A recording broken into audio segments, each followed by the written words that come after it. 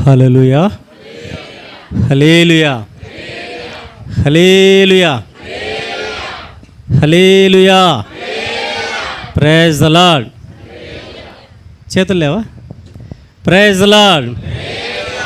ప్రభువైన యేసుక్రీస్తు నామములో సంఘ కాపరికిని పాస్టమ్మ గారికి కూడి వచ్చిన మీకు అందరికీ నా వందనాలండి. నా పేరు ప్రవీణ్ కుమార్ అండి. ఈ ప్రాంతమే నాది, తర్తూరు నా సొంత ఊరు. నేను 1991వ సంవత్సరం క్షమించండి, ఫిబ్రవరి నెల 14వ తారీఖున జన్మించాను క్రీస్తులో. నా జన్మదినము కంటే క్రీస్తులో నేను జన్మించిందే నాకు చాలా ప్రాముఖ్యం అన్నమాట. నా ఆత్మీయ తండ్రి గారు, వీరి యొక్క పినతండ్రి గారు అయినటువంటి స్వామిదాస్ పాస్టర్ గారు నా ఆత్మీయ తండ్రి. ఆయన అక్కడుంది, ఆమె మా చెల్లి. వారి అన్న యేసుదాస్ నాకు దేవుడిచ్చిన ఆత్మీయ తమ్ముడు. ఆయన సంఘంలో బలంగా ఆయా చోట్ల పెంతెకోస్తు మినిస్ట్రీలో వాడబడుచున్నాడు. నేను అనుకుంటాను ఒకానొక రోజు ఆయన మా మినిస్ట్రీలో ఒక మూల స్తంభంగా అవుతాడని నేను అనుకుంటున్నాను. హల్లెలూయా. ఆ విధంగా నేను రక్షించబడ్డాను. దేవుని కృపను బట్టి ప్రజెంట్ మక్తలన్న ప్రాంతంలో ఇంజనీర్గా పనిచేస్తున్నాను. మీరు ఇలా కూర్చున్నారు కదా, నేనున్న ప్రాంతంలో ప్రజెంట్ బైబిల్ పట్టుకొని ఇట్లా సంఘము ఊరిలో తిరగకూడదు. ఆ ప్రాంతం తిరిగితే కొంతమంది ఉన్నారు కదా, వాళ్ళు వచ్చి బైబిల్ చించుతారు, మనసును కొడతారన్నమాట. ఆ ప్రాంతానికి నేను 2004లో ట్రాన్స్ఫర్ అక్కడికి వెళ్ళాను. వెళ్ళినప్పుడు ప్రభు కృపను బట్టి ఆ ప్రాంతం నాకు ఎందుకు ఇచ్చాడో తెలియదు. నెల్లూరు నుంచి ఆ ప్రాంతానికి వెళ్ళాలని ట్రాన్స్ఫర్ అయితే ఆ ప్రాంతానికి వెళ్ళాను. ప్రభుని కృపను బట్టి అన్నిల మధ్యలోనే ఉన్నాను. తెలంగాణ కర్ణాటక బార్డర్ అది. అక్కడ ప్రభుని ఎవరు నమ్ముకోరు. ఆ ప్రాంతం చాలా కఠినమైన ప్రాంతం. దేవుని కృపను బట్టి అనేకమైనటువంటి కష్టాలు, సంతోషాలు అన్నిటి మధ్యలో ఆ ప్రాంతంలో దేవుడు 2 సంఘాలను కట్టి 2 సేవకులను పెట్టడానికి దేవుడు అవకాశం ఇచ్చాడు. హల్లెలూయా. చక్కగా వాడబడుతుంది. నిజంగా మీ పాస్టర్ గారు అన్నట్టు ఈ అయ్యగారిని మా ప్రాంతానికి తీసుకెళ్ళాలని ఆశపడ్డా నేను. దోమలపెండ ప్రాంతం. ఎందుకంటే ఎక్కడున్న ప్రభు విరివిగా వాడుకోవాలి, ఆయన మా దగ్గరికి రప్పించానని, కానీ ఆయన దర్శనం వేరుంది. నిజంగా అయ్యగారిని చూసి చాలా సంతోషపడతాను నేను. ఎందుకంటే ఎవరి మీద ఆధారపడకుండా కేవలం దేవుని మీద మాత్రమే. ఎందుకంటే ఒక దిక్కు బావ ఉన్నాడు, ఒక దిక్కు చిన్నాయన ఉన్నాడు. 2 మూల స్తంభాలు లెఫ్ట్ అండ్ రైట్లో ఉన్నాయి. కానీ ఎవరి మీద ఆధారపడకుండా తను తన భార్య పిల్లలతో ఈ ప్రాంతానికి వచ్చి, ఈ ప్రాంతంలో ఇంత చక్కగా ఉందంటే నేను మొదటిసారిగా మీ మందిరాన్ని చూస్తున్నా. ఇంత గొప్పగా ఇంతమందిని రక్షించాడంటే నిజంగా అయ్యగారికి నిండా వందనాలు. హల్లెలూయా. అయ్యగారి దగ్గర ఎంత డబ్బు ఉందో చెప్పమంటారా? నేను మీకు తెలియదు. 1000 కోట్లు ఉన్నాయి అయ్యగారి దగ్గర. డబ్బు ఉంది, నిజంగా ఉంది. నేను చెప్పేది అబద్ధం చెప్పను, పులిపీట మీద ఉండి చెప్తున్నా. ఆయన దగ్గర 1000 కోట్ల డబ్బు ఉంది. అది ఇక్కడ కాదు, పరలోకంలో ఉంది. హల్లెలూయా, హల్లెలూయా. చిన్న ప్రార్థన చేసుకుందామండి. నాకెందుకంటే అయ్యగారు సమయం ఇచ్చారు కదా, సమయాన్ని వ్యర్థం చేసుకోకూడదు కనుక ప్రార్థించుకుందాం. ఇశ్రాయేలు చేయి స్తోత్రాల మీద ఆశిన గొప్ప దేవ, నీ పరిశుద్ధ నామమునకు స్తుతులు స్తోత్రాలనైనా. ఈ రాత్రి కాలస్యం నా తండ్రి, మేము చేయుచున్న స్తోత్రాల మీద నా ప్రభువా, మీరు ఆచరణమైనందుకు మీ ఘనమైన నామకు లెక్కలేని స్తోత్రం చెల్లించుకొంచున్నాం. గరుడా గొప్ప దేవ, రాజాది రాజా, ఇంత గొప్ప దేవుణ్ణి మేము కలిగి ఉన్నందుకై నీకు వందనాలు స్తోత్రాలు చెల్లించుకొంచున్నాం.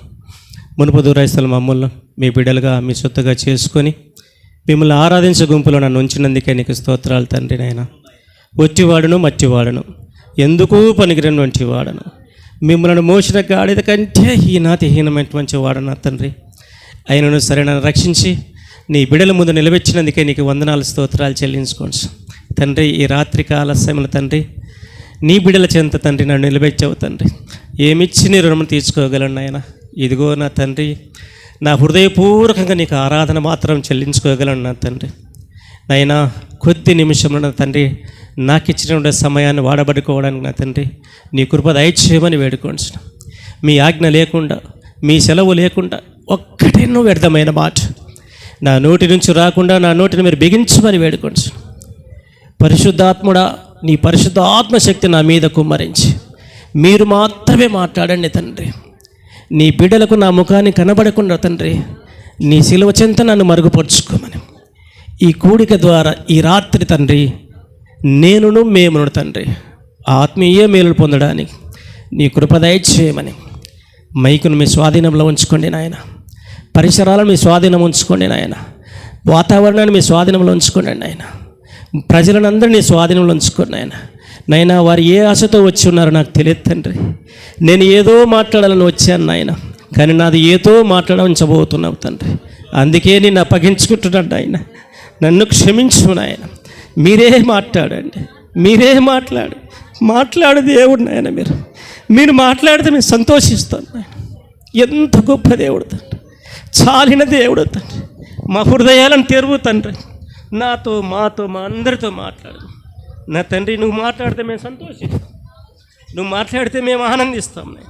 11 సంవత్సరాల నుంచి నీ దాసుడు తండ్రి ఈ కూడికను మీ మీద మాత్రమే ఆధారపడి ఏర్పాటు చేసి తండ్రి, ఈ కూడిక ద్వారా కొంతమంది రక్షించబడాలి, ఈ కూడిక ద్వారా ఇక్కడ ఉన్నట్టు వాళ్ళు బలపరచబడాలి, ఈ కూడిక ద్వారా అనేకులకు మేము ఒక మంచి సాక్ష్యంగా ఉండాలి తండ్రి.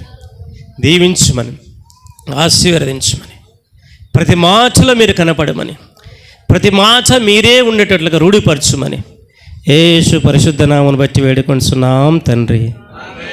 ఆమేన్, ఆమేన్. హల్లెలూయా, హల్లెలూయా, హల్లెలూయా.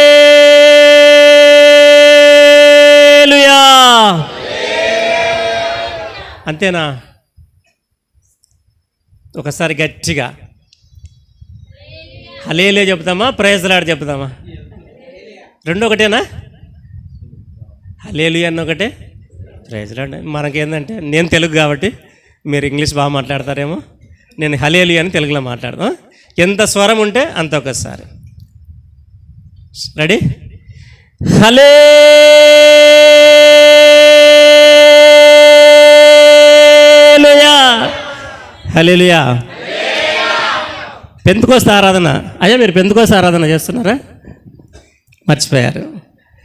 మా పాస్టర్ గారు నేను పెంతెకోస్తు ఆరాధన మేము నిలబడితే మా మందిరం దద్దరిల్లాలన్నమాట. హల్లెలూయా. ప్రభు మన దగ్గరికి పిలిచాము. ఇప్పుడు ప్రభు మన దగ్గరికి వచ్చాడా లేదా? నమ్ముతున్నామా? నేను స్తోత్రం.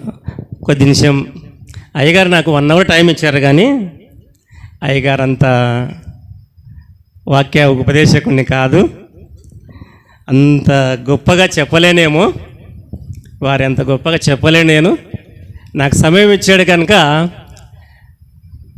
మేబీ ఒక 1/2 అవర్ దేవుని చిత్తం అయితే ప్రభు వాడుకుంటే ఆయన చిత్తం. నేనైతే అంత గొప్ప వాక్యోపదేశకుడిని కాదు. ప్రభు చిత్తాన్ని బట్టి త్వరలో ముగించడానికి ప్రయత్నం చేస్తాను. ప్రభు వాడుకుంటే సమయం అంతా ఉపయోగించుకుంటాను. హల్లెలూయా, హల్లెలూయా. ఇంతవరకు అయ్యగారు ఒక మాట చెప్పారు, 130వ కీర్తన చదివించారు కదా, దానికి కొంచెం సీక్వెన్స్గా నేను వెళ్తాను. వేరే వాక్యం అనుకున్నాను, కానీ ప్రభు చిత్తాన్ని బట్టి ఆయన ఆత్మకు లోబడి ఉండాలి కనుక ఆయన వాక్యానుసారంగా వెళ్దాం. జకరియా గ్రంథము, ఎవరన్నా కొంచెం సహాయపడండి. జకరియా గ్రంథం 1వ అధ్యాయం. జకరియా గ్రంథము 1వ అధ్యాయము 17వ వచనం మాత్రం చదువుకుందామండి. అయ్యా, నీవు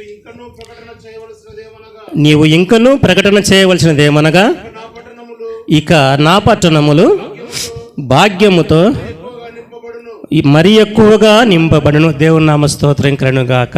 హల్లెలూయా, హల్లెలూయా. దేవుని నామముకు స్తోత్రము కలుగునుగాక. దేవునికి కృప కలుగునుగాక. ఆయన కృప మనకు కలుగునుగాక. ఆమేన్, ఆమేన్, ఆమేన్. ప్రేమ దేవుని బిడ్డలారా, జకరియా ప్రవక్త చెప్పినటువంటి గ్రంథంలో 1వ అధ్యాయము 17వ వచనం. ఇది ఒక వాగ్దానం. దేవుడు ప్రజలతో మాట్లాడుతున్నటువంటి మాట. నీవు ఇంకనూ ప్రకటన చేయవలసినది ఏమనగా, అనగా దేవుని నోటిలో నుంచి సేవకునికి చెప్పినప్పుడు సేవకుడు పలుకుతున్నటువంటి మాట ఈ మాట. ఏమని రాయబడిందంటే, ఇక నా పట్టణములు భాగ్యముతో మరీ ఎక్కువగా నింపబడును. ఇందాక మనము 130వ కీర్తనలో కొంచెం కొదవ గురించి మాట్లాడుకున్నాం. కొంచెం కొదవ ఉంది. ఇక్కడికి వచ్చేసరికి భాగ్యముతో నింపబడును అని రాయబడిందన్నమాట. భాగ్యము అనగా ప్రాస్పెరిటీ, ఇంగ్లీష్లో దాని గురించి కొంచెం తీసుకుంటే దానికి ఉపమాటలు ఏముంటున్నాయంటే, భాగ్యము అని అంటే సంపద, లేక ఐశ్వర్యము, లేక అభివృద్ధి, లేకపోతే సమృద్ధి, ఈ విధంగా చెప్పుకోవచ్చు అన్నమాట. హల్లెలూయా. పట్టణం అని చూసుకుంటే ప్రజలు నివసించేది పట్టణం, అవునా కదా? ప్రజలు నివసించేది పట్టణము. సంఘములో నివసించేవారు ప్రజలు, అనగా సంఘము కూడా ఒక పట్టణము, నీవు నేను కూడా ఒక పట్టణం. అయితే ఈ రాత్రి దేవుడు మనతో మాట్లాడుతున్న మాట, నా ప్రజలు భాగ్యముతో ఎక్కువగా నింపబడదురు. అమ్మా అన్న, మనం భాగ్యంతో నింపబడ్డామా? ఒక క్వశ్చన్ ఈ రాత్రి మనకు. మనం భాగ్యంతో నింపబడ్డామా అమ్మా? నింపబడదా? నింపబడ్డామన్నా అంటే సమాధానము రాలేదు అని అంటే మన జీవితంలో కొంచెం లిటిల్ బిట్ ఆఫ్ కొరతలు ఉన్నాయా? హల్లెలూయా, హల్లెలూయా, హల్లెలూయా. దేవుని వాగ్దానం ఏం చెప్తుంది? నా పట్టణములు భాగ్యముతో నింపబడునుగా కానీ దేవుని యొక్క వాగ్దానం చెప్తుంది. దేవుని వాగ్దానం అబద్ధమా? కాదే, ఖచ్చితంగా నింపబడాలే మనం భాగ్యముతో. నువ్వు రక్షించడం మనకు వచ్చినప్పుడు దేవుడు నన్ను రక్షిస్తాడు, దేవుడు నా జీవితాన్ని కాపాడుతాడని చెప్పేసి దేవుడు ఆ రోజు నీతో మాట్లాడినప్పుడు, ఒక మంచి మాటతో వాగ్దానం చేత నీతో మాట్లాడినప్పుడే నువ్వు రక్షణలోనికి వచ్చావు, నేను రక్షణలోనికి వచ్చున్నా. మనం ఎక్కడి వారమో, ఏ ప్రాంతం వారమో, ఎక్కడి వెళ్ళవలసిన వారమో, మన జీవితం ఎక్కడికో పోవలసినది. ఇదిగో ఈ అయ్య కృప ద్వారా మీరందరూ దేవుని దగ్గరికి చేర్చబడ్డారు. నా అయ్య యొక్క, నా ఆత్మీయ తండ్రి యొక్క, ఆయనకు దేవుడు ఇచ్చిన కృప ద్వారా నేను ఈ మందిరంలోనికి చేర్చబడ్డాను. హల్లెలూయా. భాగ్యం దొరికింది మనకు. నాకు 1991 సంవత్సరం ఫిబ్రవరి నెల 14వ తారీఖున నాకు భాగ్యం దొరికింది. మీకు కూడా మీ యొక్క జీవితాల్లో ఎన్నో సంవత్సరాలు, 15 సంవత్సరాలు కావచ్చు, 10 సంవత్సరాలు కావచ్చు, 20 సంవత్సరాలు కావచ్చు, 15 సంవత్సరాలు కావచ్చు, ఆ రోజు దేవుడు నీకు కూడా భాగ్యాన్ని ఇచ్చాడు. అయితే చాలామంది జీవితాల్లో భాగ్యము కొదవైపు వస్తుంది. హల్లెలూయా, హల్లెలూయా. ఈ రాత్రి దేవుడు మనకు భాగ్యంతో నింపబడే రాత్రి ఈ రాత్రి. హల్లెలూయా. నీ హృదయాన్ని తెరిస్తే ప్రభువు నీతోనూ నాతోనూ భాగ్యము చేత నింపబడే రాత్రి ఈ రాత్రి. భాగ్యాన్ని నింపుకోవాలంటే హృదయంలో ఉన్నటువంటి వ్యర్థాన్ని బయటకు తీసివేయాలి ఈ రాత్రి. హల్లెలూయా. ఆ రాత్రి దేవుని నామ స్తోత్రం కలుగును గాక. యాకోబును భాగ్యముతో నింపబడిన రాత్రి ఆ రాత్రి. మోసగాడుగా నిర్మించబడినటువంటి యాకోబు తల్లిదండ్రుల చేత, అన్న చేత చంపబడతానని చెప్పేసి భయముతో ఉన్నటువంటి యాకోబు, ఎక్కడ చనిపోతాడని చెప్పేసి భయముతో కొట్టుమిట్టాడుతున్నది యాకోబు, తన తల్లిదండ్రుల చేత ప్రార్థించబడి ప్రయాణమయ్యి తన మామ ఇంటికి వెళుతున్నటువంటి యాకోబు, రాత్రి అయింది, రాత్రి అరణ్యములో ఏకాగే ఉన్నటువంటి యాకోబు, ఏమవుతుంది తెల్లారితే నా బ్రతుకని చెప్పి ఆలోచిస్తున్నటువంటి యాకోబు, ఆ రాత్రి యాకోబుకు భాగ్యము దొరికింది. హల్లెలూయా. దేవుడు ఆయనతో మాట్లాడుతున్నటువంటి ఆ రాత్రి, యాకోబు, యాకోబు నువ్వు ఎక్కడికి వెళ్తున్నావు? అయ్యా, నా పరిస్థితి చాలా గోచరముగా ఉంటుంది. నా అన్న, నా సొంత అన్న నన్ను చంపాలని చూస్తూ ఉన్నాడు. ఎందుకంటే నేను నా అన్నను మోసం చేశాను. హల్లెలూయా. నా అన్నను నేను మోసం చేశాను. నా అన్నను నేను మోసం చేయబట్టి అక్కడ ఉంటే నన్ను చంపుతాడేమని చెప్పి నా తల్లిదండ్రులు నన్ను, అయ్యా ఇదిగో ఈ ఖననలో ఉన్నటువంటి స్త్రీలను వివాహం చేసుకోకుండా నీ తల్లి తండ్రి అనే ఇంటికి నువ్వు వెళ్ళు, హారానికి వెళ్ళి అక్కడ నీ మామ యొక్క కుమార్తెలను చేసుకొని అక్కడ నీ జీవితాన్ని కొనసాగించని చెప్పి తల్లిదండ్రులు ఆయన ప్రార్థన చేసి పంపారు. తల్లిదండ్రుల మాట మోసగాడైనటువంటి యాకోబు తల్లిదండ్రుల మాటకు విధేయుడై వెళ్ళాడు.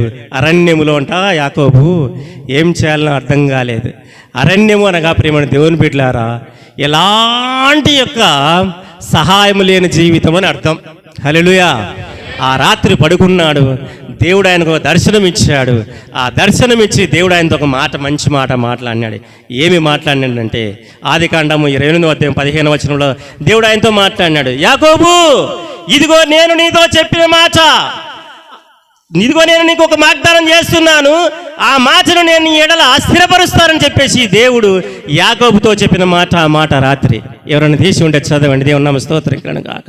ఆదికాండము 28:15 ఇదిగో నేను నీకు తోడయుండి నీవు వెళ్ళు ప్రతి స్థలమందును నిన్ను కాపాడుచు ఈ దేశమునకు నేను మరలా రప్పించదను, నేను నీతో చెప్పున్నది నెరవేర్చు వరకు నేను నిన్ను విడవనని చెప్పాడు. హల్లెలూయా, హల్లెలూయా. నేను నీతో చెప్పినది నెరవేర్చు వరకు నేను నిన్ను విడవను. హల్లెలూయా. ఎంత గొప్ప దేవుడు అండి మన దేవుడు. ఆ రాత్రి యాకోబుతో మాట్లాడిన దేవుడు ఈ రాత్రి నీతోనూ నాతోనూ మాట్లాడుచున్నాడు.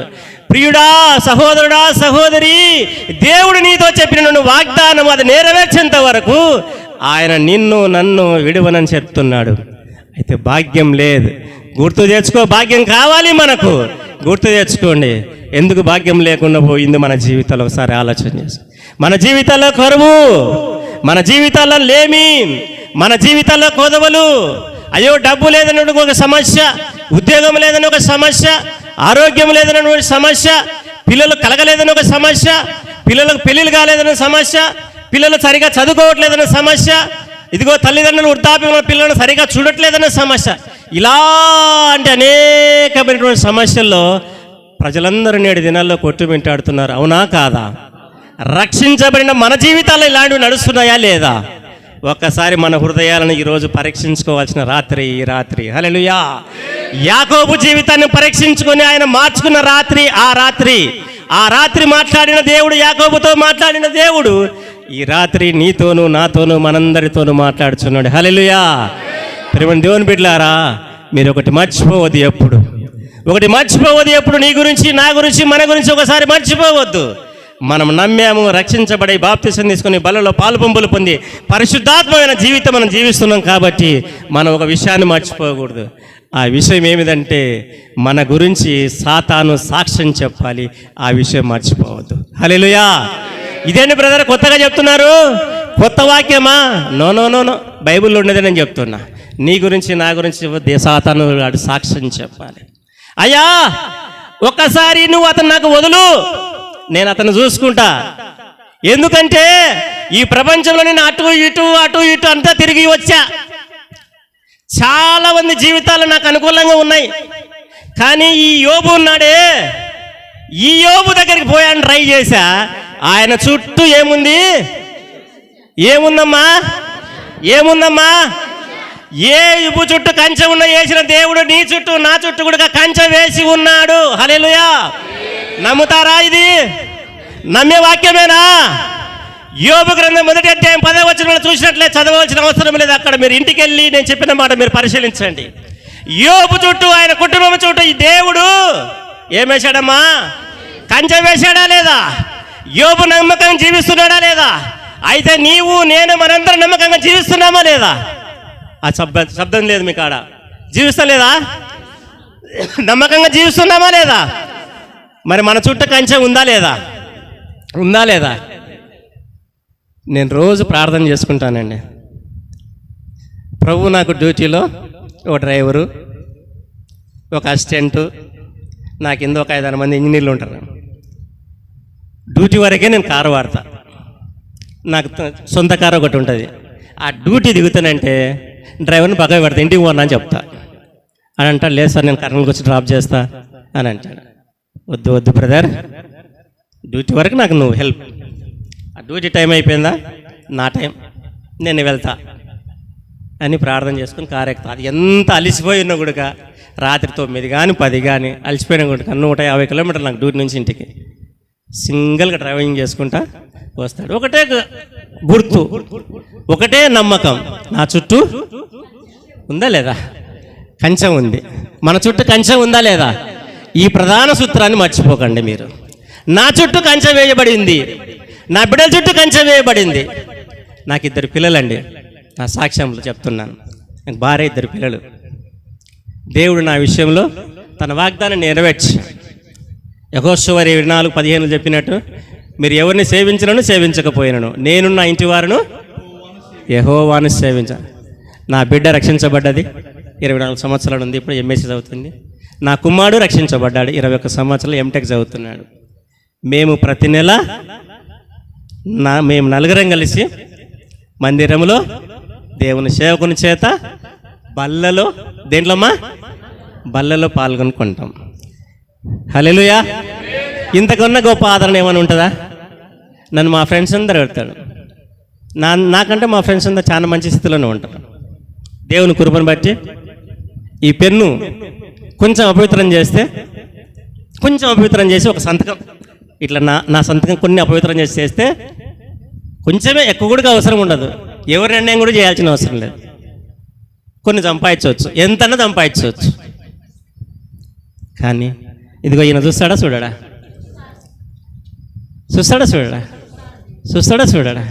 కంచె పోతుందా పోదా? నా చుట్టూ ఉన్న కంచె పోతుందా పోదా? అనేకుల జీవితాల్లో కంచె వెళ్ళిపోయిందా లేదా? నమ్మి రక్షించబడి బాప్తిసం తీసుకుని బల్లలో పాలు పంపులు పొందుతున్నటువంటి వారు అనేక మంది లోకములో కలిసిపోయినారా లేదా? ఇహలోక మాలిన్యాన్ని అంటించుకొని కలిసిపోతున్నారా లేదా? నమ్మకంగా జీవిద్దాం. ప్రభు మన కంచె వేసి ఉన్నాడు. ఆయన భాగ్యం మనతో ఉంటున్నది. ఆ భాగ్యం కొరకు మనం కాపాడుకుందాం. ఆ భాగ్యమే మనకు కావాల్సింది. హల్లెలూయా. ఇదంతా నేను మీకు ఓన్లీ ఇంట్రడక్షన్ మాత్రమే చెప్పా. ఇంకా నేను ఎప్పుడు వాక్యంలోనికి వెళ్ళాలా? ప్రభు నడిపిస్తే అది గంట ఎక్కువవుతుంది. ప్రభు లేకపోతే 20 నిమిషాల్లో నేను దిగిపోతా. సాధ్యమైనంత వరకు అయ్యగారు నా ఎదురుగా వాచ్ పెట్టినారు కాబట్టి ఖచ్చితంగా 5 నిమిషాల దాకా 9కి ముగిస్తా. హల్లెలూయా. మన జీవితాల్లో భాగ్యం అటు ఇటు అయిపోయింది, కొరతలు స్టార్ట్ అయినాయి. దాన్ని మళ్ళీ రీక్యాప్ చేసుకున్నాం. ఏదో సమస్య వల్ల అయిపోతుందేమో, మళ్ళీ కొంచెం దాన్ని మనం తిరిగి తెచ్చుకుందాం. హల్లెలూయా. 1-2 మాటలు చెప్తా, ఎక్కువ చెప్పను. 2 మాటలు చెప్తా. చాలామంది జీవితాల్లో కంచెపోయింది. దేవుడికి యాకోబు కంచె తీసేశాడా? తీసేసిన తర్వాత ఆయన జీవితం విచ్ఛిన్నమైపోయిందా లేదా? ఆయన అంత పాపం చాలా విచ్ఛిన్నత అయిపోయింది. సరే, మళ్ళీ ఆయన చుట్టూ కంచె వేశాడు కాబట్టి ఆయనకు డబుల్ ఆశీర్వాదం వచ్చింది. ప్రియమైన దేవుని బిడ్డలారా, మనకు అర్థమయ్యే రీతిలో, మీకు అందరికీ అర్థమయ్యే రీతిలో 2 మాటలు చెప్పాలని నేను తలాస్తున్నా. ఒకసారి బైబిల్లోకి వెళ్తే సమూయేలు రాసినటువంటి 2వ గ్రంథం, సమూయేలు ప్రవక్త రాసినటువంటి 2వ పుస్తకం. అయ్యా వాటర్ తాగొచ్చా? వద్దు, మీరు కూర్చోండి.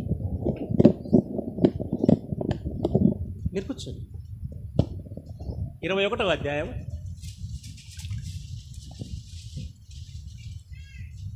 21వ అధ్యాయం మొదటి వచనం చదువుతారా? Yes, thank you. చదవండి. దావీదు కాలమున 3 సంవత్సరములు విడవకుండా కరువు కలుగగా. బ్రదర్ కొంచెం ముందుకు నేను మాట్లాడుకుంటూ పోతాం, కొంచెం ఆగండి. దావీదు కాలములో 3 సంవత్సరములు, ఆ పాయింట్ గుర్తుపెట్టుకోవాలి. 3 సంవత్సరములు విడవకుండా కరువు వచ్చింది. ఇప్పుడు జాగ్రత్తగా గమనించండి. దావీదు కాలంలో 3 సంవత్సరములు విడవకుండా కరువు వచ్చిందమ్మా. దావీదు ఎవరు? దేవునికి ఇష్టానుసరణమైనటువంటి వాడు మొదటగా, తర్వాత రాజాయన, తర్వాత మనం ఈ లోకంలో ఇంజనీరువా, ఈ ఇరువా ఇవన్నీ తర్వాత, అవునా కదా? ఫస్ట్ మనం దేవునికి ఇష్టంగా ఉన్నామా లేదా, అది ముఖ్యం. మా బాబుకు నేను రోజు ఫోన్ చేస్తుంటా, నానా మార్నింగ్ 8 గంటలకు లేస్తున్నావు, 5 o'clock డాడీ, ఏం చేసినావు? ప్రార్థన చేసు, చాలు. మళ్ళీ ఎడిపోతున్నావు? డిపార్ట్మెంట్కి వెళ్తాను, ఓకే. మళ్ళీ ఈవినింగ్ వచ్చి, ఓకే. మళ్ళీ ఏం చేస్తున్నావు? ఇప్పుడే ఫ్రెష్ అప్ అయ్యి బైబిల్ రీడింగ్ చేసుకుని, ఓకే. నైట్ మళ్ళీ ఒక ఫోన్, ఏం చేస్తున్నావు? స్లీపింగ్ పెడుతున్నా, ప్రార్థన చేసుకుని, ఓకే. ఇంక కాపాడతాడా లేదా దేవుడు? అమ్మా, ఎస్. ఇలాంటి జీవితం దావీదు కొడుక తన కుటుంబాన్ని ఆ విధంగా నడిపించుకుంటూ వస్తున్నాడు. అందుకే గొర్రెల దొడ్డిలో ఉన్నటువంటి దావీదును ఆయనకి ఇష్టానుసారంగా ఉన్నాడు దావీదును దేవుడిని తీసుకుపోయి దేవుడు ఏం చేశాడు? ఆయనను రాజుగా చేశాడు ఇశ్రాయేల్ మీద. ఎన్ని సంవత్సరాలు పరిపాలన చేశాడు ఆయన? 40 సంవత్సరాలు ఇశ్రాయేలుకు పరిపాలన చేశాడు. రెండవ రాజుగా. మొదటి రాజు ఇశ్రాయేలుకు సౌలుగా ఉన్నాడు, 40 సంవత్సరాలు పరిపాలన చేశాడు. ఆ తర్వాత దావీదు ఇశ్రాయేలుకు రాజుగా ఈ 40 సంవత్సరాలు ఇశ్రాయేలు పరిపాలన చేశాడు. దేవునికి ఇష్టానుసారంగా జీవిస్తున్నాడు. ఇది అండర్లైన్ చేసుకోవాలా. దేవునికి ఇష్టారంగా జీవిస్తున్నటువంటి దావీదు జీవితంలో ఒక పిడుగులాంటి కొరత, అవునా కాదా? 3 సంవత్సరాలు ఆయన రాజ్యంలోకి విడవకుండా కరువు వచ్చింది. అయ్యా నా జీవితంలో ఏంటయ్యా, నా జీవితంలో కరువు, నా కుటుంబంలో కరువు, నా సంఘముల కరువు, నా దేశంలో కరువు ఎందుకు వచ్చిందని చెప్పేసి దేవుని యొక్క సన్నిధిలో 3 సంవత్సరాల నుంచి దావీదు మహారాజు గోజాడుతున్నాడు. చదవన్నంగా ఇప్పటి నుంచి. దావీదు యెహోవాతో మనవి చేసెను, అందుకు యెహోవా ఇలాగు సెలవిచ్చెను, సౌలంట గిబియోనీయులను హతము చేసినందున అతనిని బట్టి నరహంతకులకు అతని కుటుంబమును బట్టి ఇంటి వారిని బట్టి శిక్షగా ఈ కరువు కలిగెను. హల్లెలూయా, హల్లెలూయా. దేవుని నామముకు స్తోత్రం కలుగును గాక. దేవుడు మనకు కృప కలిగించును గాక. ఆయన కృప మనకు కలుగును గాక. ఇలాంటి కరువులన్నీ మన జీవితంలో రాకుండా ఉండును గాక. మనకు సర్వ సమృద్ధి కలుగజేయును గాక. ఈ సంఘాన్ని అంతకంతకు విస్తరింపజేయును గాక. దేవుని స్తోత్రింకలను గాక. దావీదు కాలంలో 3 సంవత్సరాలు విడవకుండా కరువు వచ్చేసింది. దావీదు రాజు ప్రార్థన చేస్తున్నాడు. తన యొక్క పనివారం అంతా ప్రార్థన చేస్తున్నారు. తన సంఘం అంతా ప్రార్థన చేస్తుంది. 3 సంవత్సరాల వరకు దేవుని దగ్గర నుంచి సమాధానం లేదు. మన జీవితాల్లో ఏదన్నా ఒక శ్రమ వస్తే ఒక్కరోజు ప్రార్థన చేస్తావు.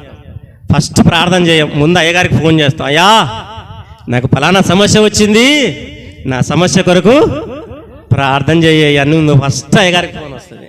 అవునా కాదా? ఎస్, మంచిది. అది మనం ఎందుకంటే మన ఆత్మీయ తండ్రి కాబట్టి ఆయనకు చెప్పుకుంటాం కాబట్టి మనం చెప్పాల్సింది. రెండవదిగా నువ్వు చేయాల్సింది ఏంది? మనం ప్రార్థన చేసుకోవాలి. చేసుకుంటున్నామా? మర్చిపోతాం. అబద్ధాలు చెప్పొద్దు. ఒకసారి చేస్తావు, రెండోసారి ఏం చేస్తారో తెలిసినా? ఒక మహానాయకుడు ఎవరున్నారు, సపోజ్ ఒక ఆర్థిక సమస్య వచ్చింది. అబ్బా ఏం చేయాలా? రేపు పెళ్ళి చేయాలా, ఒక 10 లక్షలు కావాలా, ఏం చేయాలా? అయ్యా పాప పెళ్ళి పలానా రోజు పెట్టుకున్నాయా, ప్రార్థన చేయని చేయకుండా చెప్తారు. అయ్యా ప్రార్థన చేస్తావు, దేవుడు సమకూరుస్తాడయ్యా నేను ప్రార్థన చేస్తాను. చేసిన తర్వాత మనం ఏం చేస్తాం?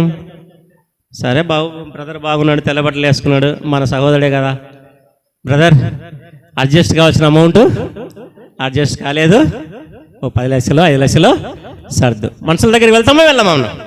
సమస్య వస్తే వెళ్తామా వెళ్ళమా? దావీదు ఎవరి దగ్గరికి వెళ్ళాడు? సమస్య వస్తే విడవకుండా ఆయన ఏ విధంగా కరువు వచ్చిందో 3 సంవత్సరాలు దావీదు ప్రార్థన చేసుకుంటూనే ఉన్నాడు. 3 సంవత్సరాల తర్వాత దావీదుకు సమాధానం వచ్చింది. ఏది వచ్చిందయ్యా సమాధానం అంటే, అయ్యా ఈ కరువు నిన్ను బట్టి రాలే, నీ కుటుంబాన్ని బట్టి రాలే, నువ్వు చేసే రాజ్య పరిపాలన బట్టి రాలే, నువ్వు అనుకుంటున్నావు నా పరిపాలన బట్టి వచ్చిందేమో, నా యొక్క నడవడిత కలిసి వచ్చిందేమో, నా క్రియలను బట్టి ఇది కరువు వచ్చిందేమో అని నువ్వు బాధపడుతున్నావు. కానీ నిన్ను బట్టి రాలేదు, నీ కుటుంబాన్ని బట్టి రాలేదు. నీకంటే ముందుగా ఇశ్రాయేలును పరిపాలన చేశాడే సౌలు రాజు. ఆ రాజును బట్టి, ఆ ఇంటి వారిని బట్టి, వాళ్ళ వారసుడిగా నీవు ఇశ్రాయేలు మీద రాజుగా ఉన్నావు కదా, ఆయనను బట్టి ఆ శాపాన్ని నీ గూడుగా వచ్చేసింది. హల్లెలూయా. యూదులకు పూర్వకాలంలో ఎవరన్నా ఒక తప్పు ఇంట్లో ఒకటి చేస్తే ఆ తప్పు వారి ఇంటి వారికి అందరికీ ఉన్నట్టే లెక్క అన్నమాట. ఆ విధంగా సౌలు రాజుగా ఉన్నప్పుడు గిబియోనును హతం చేసినందుకు ఆ పాపాన్ని ఆ సౌలు రాజు యొక్క కారణం, ఆయన కాలం అయిపోయిన తర్వాత ఈయన పరిపాలన చేసి మొదలుపెట్టినప్పుడు ఈయన పరిపాలనలోనికి ఆ పాపము అది ఏమంటో క్యారీ చేసుకుంటూ వచ్చింది. దేవుని వాక్యం ఏం సెలవిస్తుందండి?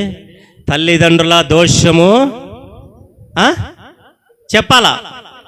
కరెక్ట్ చెప్పాలా? తల్లిదండ్రులు చెప్పాలా? మీరు వాక్యం వినేటారు కదా ఎన్నోసార్లు. అయ్యగారు మీకు చెప్పి ఉన్నాడు వాక్యం చెప్పాలి, అందుకనే మీకు చెప్పిస్తున్నా. ఏం చెప్పన్నా? తల్లిదండ్రులు చేసిన దోషము పిల్లల మీద 3 ఉంటుందా? 3-4 తలారోళ్ళకి వస్తుందా రాదా?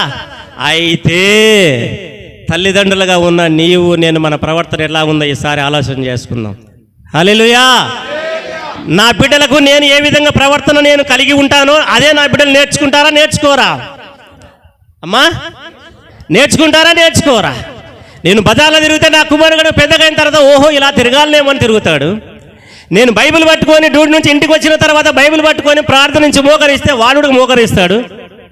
అవునా కాదా? నువ్వు ఎక్కడ తిరుగుతున్నావు? తల్లిదండ్రులుగా మనం ఒకసారి ఆలోచన చేసుకుందాం. తల్లిదండ్రులుగా ఆలోచన చేసుకుందాం. ఎక్కడ తిరుగుతున్నామో తల్లిదండ్రులుగా ఆలోచన చేసుకుందాం. ఒక చిన్న మాట చెప్తాను, ఒక చిన్న జరిగిన సంఘటన చెప్తాను. నేను ఒక సంఘానికి ఒక సహోదరి వస్తుంది. ఇది జరిగిన సంఘటన ఒక ప్రాంతంలో. ఆ సహోదరి వల్ల ఆ ప్రాంతంలో ఉన్నటువంటి వారు దాదాపు 10 మంది ఆమె ద్వారా ఆ సంఘానికి వచ్చారు. ఎంతమంది అండి? ఎంత గొప్ప తల్లి కదా! ఆ తల్లి ద్వారా 10 మందిని, ఇరుగు పొరుగు వారిని 10 మందిని అన్ని దేవుని దగ్గర తీసుకొచ్చింది. సేవకుడు కూడా గమనిస్తూ ఉంటాడు. మీరు జాగ్రత్త పెట్టుకోండి. సేవకుడు మనను పరీక్షించలేదులే, మనకెళ్ళి చూస్తలేడులే అని అనుకోవద్దు. వాళ్ళ మదిలో ఒక్కొక్కరి చరిత్ర వాళ్ళ దగ్గర ఉంటుంది. ఉంటుందా ఉండదా? అందరిని వాళ్ళు పరిశీలిస్తుంటారు. పరిశీలన చేయనట్టుగా ఉంటారు. మన నడక, మన నడత, మన ప్రవర్తన వాళ్ళు ఖచ్చితంగా పరిశీలిస్తుంటారు. మనం ఎక్కడ తప్పిపోతామని. వాళ్ళ ఆత్మీయ జీవితం అంతే కదండి. వాళ్ళకు మనం పడిపోకుండా ఉండాలనేదే కదా వాళ్ళు అది గమనిస్తూ ఉంటారు అన్నమాట. సేవకుడు కూడా ఆ తల్లి అనేకులను తీసుకొస్తుంది, సంఘానికి తీసుకొస్తుంది కనుక ఆయన కూడా ఆ తల్లి అంటే బాగా మంచి అభిమానం. అమ్మ తల్లి లాంటిది వస్తుంది కాబట్టి, అమ్మ ఏంటమ్మా వాళ్ళు వచ్చారు, పలానా వాళ్ళు వచ్చారు, సంతోషం తల్లి అని అంత ప్రార్థన అయిపోయిన తర్వాత వాళ్ళు ప్రార్థన చేసి, సంఘం అయిన ప్రార్థన చేసి వారి కింద భోజనం పెట్టి సరే జాగ్రత్త పోయినాడు అమ్మ అని చెప్పేసి వాళ్ళు మళ్ళీ తిరిగి ఇంటికి పంపించాడు. ఇలాగా ఆమె రోజుకొకరిని సంఘంలోనికి చేర్చేదనమాట. సంఘం దినం అభివృద్ధి చెందుతుంది బాగానే. కొద్ది రోజుల తర్వాత ఆ అమ్మ ఎందుకు ఒక వారం రాలేదు. సేవకుడు గమనించాడు. ఎందుకు ఆ అమ్మ రాలేదు అనుకున్నాడు. ప్రార్థన అయిపోయిన తర్వాత అందరికి ప్రార్థన చేస్తామా, పలానా ఆంటీ గారు రాలేదు ఎందుకమ్మా అని ఆయన అడిగారు. ఏమన్నాయా, అదే మేము కూడా చూసాము, అమ్మ మీరు వెళ్ళండి నేను వస్తాను, కొంచెం ఎవరు బంధువులు వచ్చినారంట, తర్వాత వస్తాను అది అన్నాను. సరే ఆ వారం పోయింది. మళ్ళీ ఒక వారం. ఇలాగే దాదాపు ఒక 4-5 వారాలు అయిపోయింది. ఆమె మందిరానికి రావట్లేదు. ఈయన పోయినప్పుడు ఆమె ఇంట్లో సరిగా ఉండట్లేదు. ఇట్లా జరుగుతూ వస్తూ ఉందన్నమాట. అయిన తర్వాత ఒకరోజు ఏమైనా సరే సేవకుడు సేవకురాలు ఇంటికి వెళ్ళారు. ఇంటికి వెళ్ళిన తర్వాత అయ్యా వాళ్ళు పలానా చోటికి వెళ్ళారు అని చెప్తే సేవకుడు సేవకురాలు బాధపడి ఆ ఇంటి దగ్గర మోకరించి ప్రార్థన చేసి తిరిగి సంఘానికి వచ్చారు. అవి వస్తూ వాళ్ళ అబ్బాయి కనపడితే, బాబు అమ్మ వాళ్ళని ఏమనుకోకుండా సాయంత్రం ప్రార్థన కూడిక ఉంది రమ్మని చెప్పయ్యా అంటే ఆ బాబు చెప్పలేక సరేనయ్యా ఎలా సరే ఈరోజు తీసుకొస్తాంలే అని చెప్పారు. మళ్ళీ సాయంత్రం ఇలాగ అయ్యగారు కూడికి ఏర్పాటు చేశారు, వచ్చారు. ఆ తల్లి గుడికి వచ్చింది అన్నమాట. వచ్చి కూర్చున్నారు. ఆ తల్లి ఎప్పుడు ముందుగా ఉండేది, ప్రార్థనలో బాగా ఉండేది, పాటలు పాడేది బాగా ఉండేది, పాస్టర్ గారు స్తోత్రాలు చెప్తే ఎక్కువ గట్టిగా చెప్పేది, ఇవన్నీ చేసే తల్లి చివర వచ్చి కూర్చుంది. సరే పాస్టర్ గారు తన యొక్క హృదయం సంతోషించింది. ఎందుకంటే తల్లి మళ్ళీ తిరిగి వచ్చింది కదా అని చెప్పేసి ఆ సేవకుడు సంతోషించాడు. సంతోషించిన తర్వాత ప్రార్థన అంతా అయిపోయింది. ఆయన గమనిస్తూ ఉన్నాడు వాక్యం చెప్పేటప్పుడు. ఆమెలో చలనం తక్కువ అవుతూ ఉంది. హల్లెలూయా అంటే హల్లెలూయా చెప్పడం లేదు. చాలా కొంచెం ఆయన గమనించాడు. ప్రార్థన అంతా అయిపోయిన తర్వాత సేవకురాలు ఆమె దగ్గరికి వెళ్ళారు. అమ్మ ఏంటమ్మా జరిగింది అని అంటే, ఏం లేదయ్యా అంత బాగానే ఉన్నాం, అది ఇది చెప్పమ్మా, ఏమన్నా సమస్యలు ఉన్నాయా, ఏమన్నా ఆర్థిక ఇబ్బందులు ఉన్నాయా, ఏమన్నా ఉన్నాయా, కుటుంబంలో ఏమైనా ప్రాబ్లం ఉందా, అది ఇది అని చెప్పేసి అందరూ సేవకుడు సేవకురాలు అడిగారనమాట. పాస్టర్ ఇంకా కొంచెం ప్రేమగా ఎక్కువయ్యి, అమ్మ చెప్పంటే ఏందన్న విశేషం ఏంటంటే, ఏం లేదమ్మా అని అన్నారు. సరే ఇరుగు పొరుగు వాళ్ళు కూడా ఆమెతో పాటు వచ్చిన వాళ్ళు కూడా జరిగిన సంగతి వారికి తెలియదు కాబట్టి వాళ్ళు కూడా ఆశ్చర్యార్థంగా ఉన్నారు. పాస్టర్ గారికి ఎందుకు ఆయన హృదయంలో ఒక ఆలోచన వచ్చింది. హృదయంలో ఆయనకు ఒక ఆలోచన వచ్చి, సరే అమ్మా మా ఇంట్లో మీకు రా, ప్రార్థన చేసి పంపిస్తానని చెప్పేసి మిగతా వారికి అందరికీ ప్రార్థన చేసి చివరిలో మీకు చేస్తానని చెప్పేసి ఆ అమ్మకు పాస్టర్ గారు పాస్టర్గా ఉండి ప్రార్థన చేస్తూ ఉన్నారు. ప్రార్థన చేశాడు అయ్యగారు, పరిశుద్ధాత్మ పూర్ణుడై ప్రార్థన చేశాడు. అయ్యగారికి అర్థమైపోయింది, అమ్మగారికి అర్థమైపోయింది. నెత్తి మీద చెయ్యి పెట్టలేక చెయ్యి తీసేయి, తల మీద చెయ్యి పెడితే చెయ్యి తీసేయి. సేవకునికి అర్థమైపోయింది. అందుకనే చేపెట్టి ప్రార్థన చేయడానికి ప్రయత్నం చేశాడు. చెయ్యి తీసేయి అని ఒక స్వరం లోపల నుంచి వస్తుంది. హల్లెలూయా. లోపల నుంచి చెయ్యి తీసేయన స్వరం వచ్చింది. ఇంకా అయ్యగారికి అర్థమైపోయి పాస్టమ్మ గారు అయ్యగారు ఇద్దరు కలిసి నుండి తెచ్చి ప్రార్థన చేస్తున్నారు. ఎంతవరకు ప్రార్థన చేయట్లేదు, వదిలిపోవట్లేదు. అయ్యగారు పరిశుద్ధాత్మగా ఎక్కువ గుచ్చుకొని దేవుని యొక్క సన్నిధిలో నువ్వు నిలబడతావని చెప్పేసి ఆమె జుట్టు పట్టుకొని ఈమెను వదిలేసి వెళ్తావా లేదా అని ఉంటే, నువ్వు ఏమన్నా చేయగా నేను వెళ్తా, నా తల వెంట్రుకల మీద మాత్రం నువ్వు చేయి పెట్టొద్దు అంటుంది. నా తల వెంట్రుకల మీద నువ్వు చేయి పెట్టొద్దు, నువ్వు తల వెంట్రుకలను చేయి తీసేయను. సరే అయ్యగారు చేయి తీసాడు. వెళ్ళిపో అంటే వెళ్ళిపోతా. వెళ్ళిపోతావా లేదంటే వెళ్ళిపోతా. ఎందుకు వెళ్ళిపోతా? ఈమె నా మనిషి, నేను ఎందుకు వెళ్ళిపోతా? ఇలాంటి మాటలన్నీ ఉన్నాయి. మళ్ళీ అయ్యగారు బలంగా అయ్యగారు అమ్మగారికి చెప్పి ఆమె జుట్టు పట్టుకు మళ్ళొకసారి అని చెప్తే పాశమ్మ గారు ఆమె జుట్టు పట్టుకుంటే, జుట్టు మాత్రం పట్టుకోవద్దని మళ్ళీ పాశమ్మ గారి మీద కూడా లేచింది. పాశమ్మ గారు గట్టిగిట పట్టుకుంటే ఆమె పాశమ్మ గారి కంటే బలవంతురాలు, ప్లస్ ఆమె డబల్ ఉంటుంది కదా, కొంచెం డబల్ ఉన్నప్పుడు ఎక్కువ ఇది ఉంటుంది కదా సాతానికి కూడక. పాశమ్మ గారిని కొంచెం ఇడిపించుకోవడానికి ట్రై చేసి ఇట్లా అనిందనమాట. పాశమ్మ గారి చేతికి ఒక జుట్టు వచ్చేసింది. హల్లెలూయా. పాశమ్మ గారి చేతిలో జుట్టు ఉంది, ఆమెది అంత దూరం పోయి పడిపోయింది. అర్థమైందా మీకు? పాశమ్మ గారు ఇట్లా పట్టుకుంది గట్టిగా. పాశమ్మ గారి చేతిలో నుంచి ఆమె ఇడిపించుకోవాలని ప్రయత్నం చేసి ఇట్లా అనేసింది. ఇట్లా పట్టుకున్నా సరే పాశమ్మ గారి చేతిలో ఆ జుట్టు అట్లా ఊడిపోయింది. ఇది ఉన్నందుకే నేను వెళ్ళిపోతున్నా అని చెప్పేసి అంత దూరం పోయి ఆమె పడింది. పాశమ్మ గారి చేతిలో ఇంకేమొచ్చింది తెలుసా? ఆ తల్లి ఎంట్రుకలు కొద్దిగా ఉన్నాయని జాగ్రత్త తగినానమ్మా, మీ కుమారునిగా చెప్తున్నా, మీకంటే చిన్నవాడిగా చెప్తున్నా, ఒక కొడుకుగా చెప్తున్నా, గమనించండి, నన్ను తప్పుగా అర్థం చేసుకోకండి, మీ కుమారునిగా చెప్తున్నా. ఆ తల్లికంట వెంట్రుకలు తక్కువ ఉన్నాయని, మంచి విశ్వాసరాలు, వెంట్రుకలు తక్కువ ఉన్నాయని బజారులోకి వెళ్ళి ఒక చౌరం తెచ్చుకొని సంప్రం వేసుకుంది. పరిశుద్ధురాలే, ఎవరో ఏదో చెప్పారు, సవరం తెచ్చుకొని సవరం వేసుకుంది. ఎంత ప్రార్థన చేసినా సేవకురాలు ఎంత ప్రార్థన చేసినా సాతాను వదిలిపోవట్లేదు. ఎప్పుడైతే పాశ్రమ చేతిలో ఆ సవరం బయటకు వచ్చేసిందో అప్పుడు ఆ సాతాను ఆమె నుంచి వెళ్ళిపోయింది. సాతాను ఎక్కడి నుంచి వచ్చిందయ్యా అంటే సౌరము ద్వారా ఆమెలోకి వచ్చింది. సౌరంలో ఉన్న ఎంట్రుకలు ఎక్కడి నుంచి వస్తాయి? ఇంకా నేను చెప్పను, మీరు ఆటలాడుకోండి.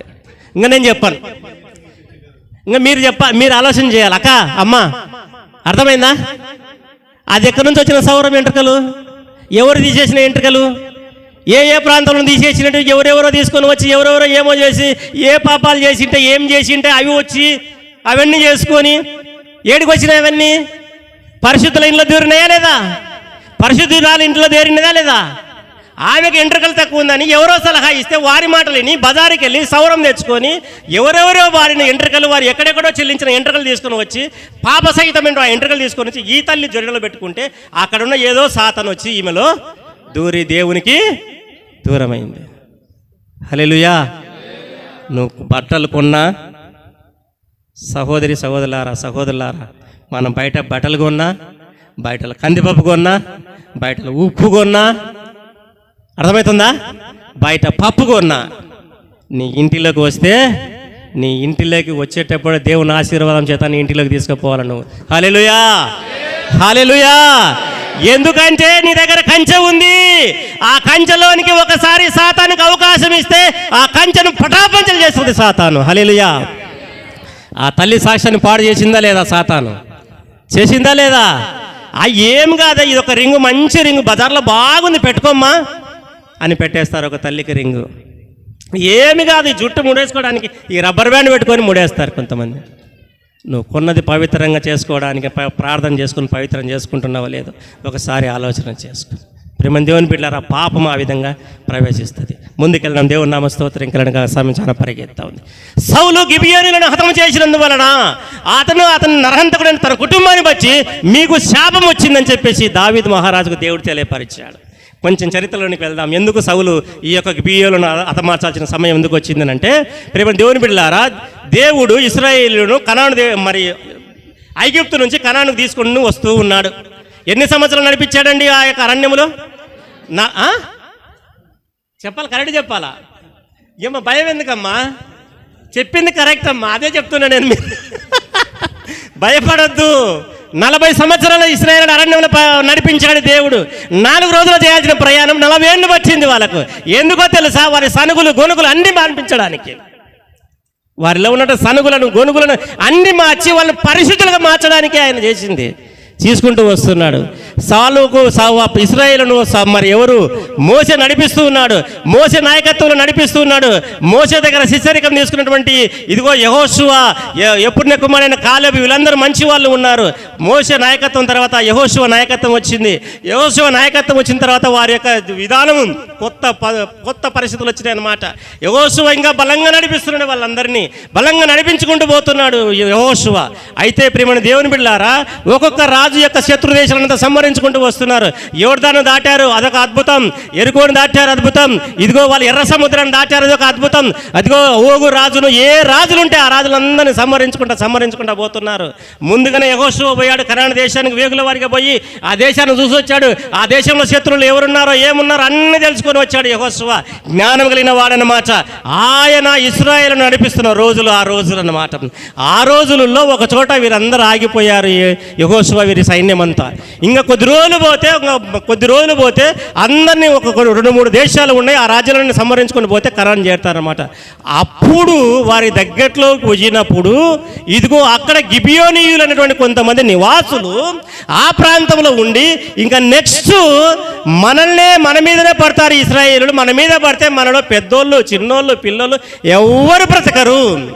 కనుక వాళ్ళ దగ్గరికి పోయి మనం సంధి చేసుకొని వాళ్ళని బ్రతిమలాడుకొని ఎట్టయినా సరే వాళ్ళ చేతిలో నుంచి మనం తప్పించుకొని, వాళ్ళని వేళ్ళ పడి మనం వాళ్ళ చేతిలో నుంచి తప్పించుకొని మనం బ్రతకాలి అని చెప్పేసి గిబియోనీలందరూ కలిసి వారు ఒక ఉపాయము పన్ని, ఆ గిబియోనీలందరూ కలిసి వారు కొంతమంది పెద్దలు కలిసి ఒక ఉపాయం కానీ ఏం చేశారయ్యానంటే, ఇదిగో ఆ ప్రాంతంలో ఆ చివరి దగ్గర ఈ యొక్క యెహోషువ వారి యొక్క పరివారం అంతా, సైన్యం అంతా ఉంది.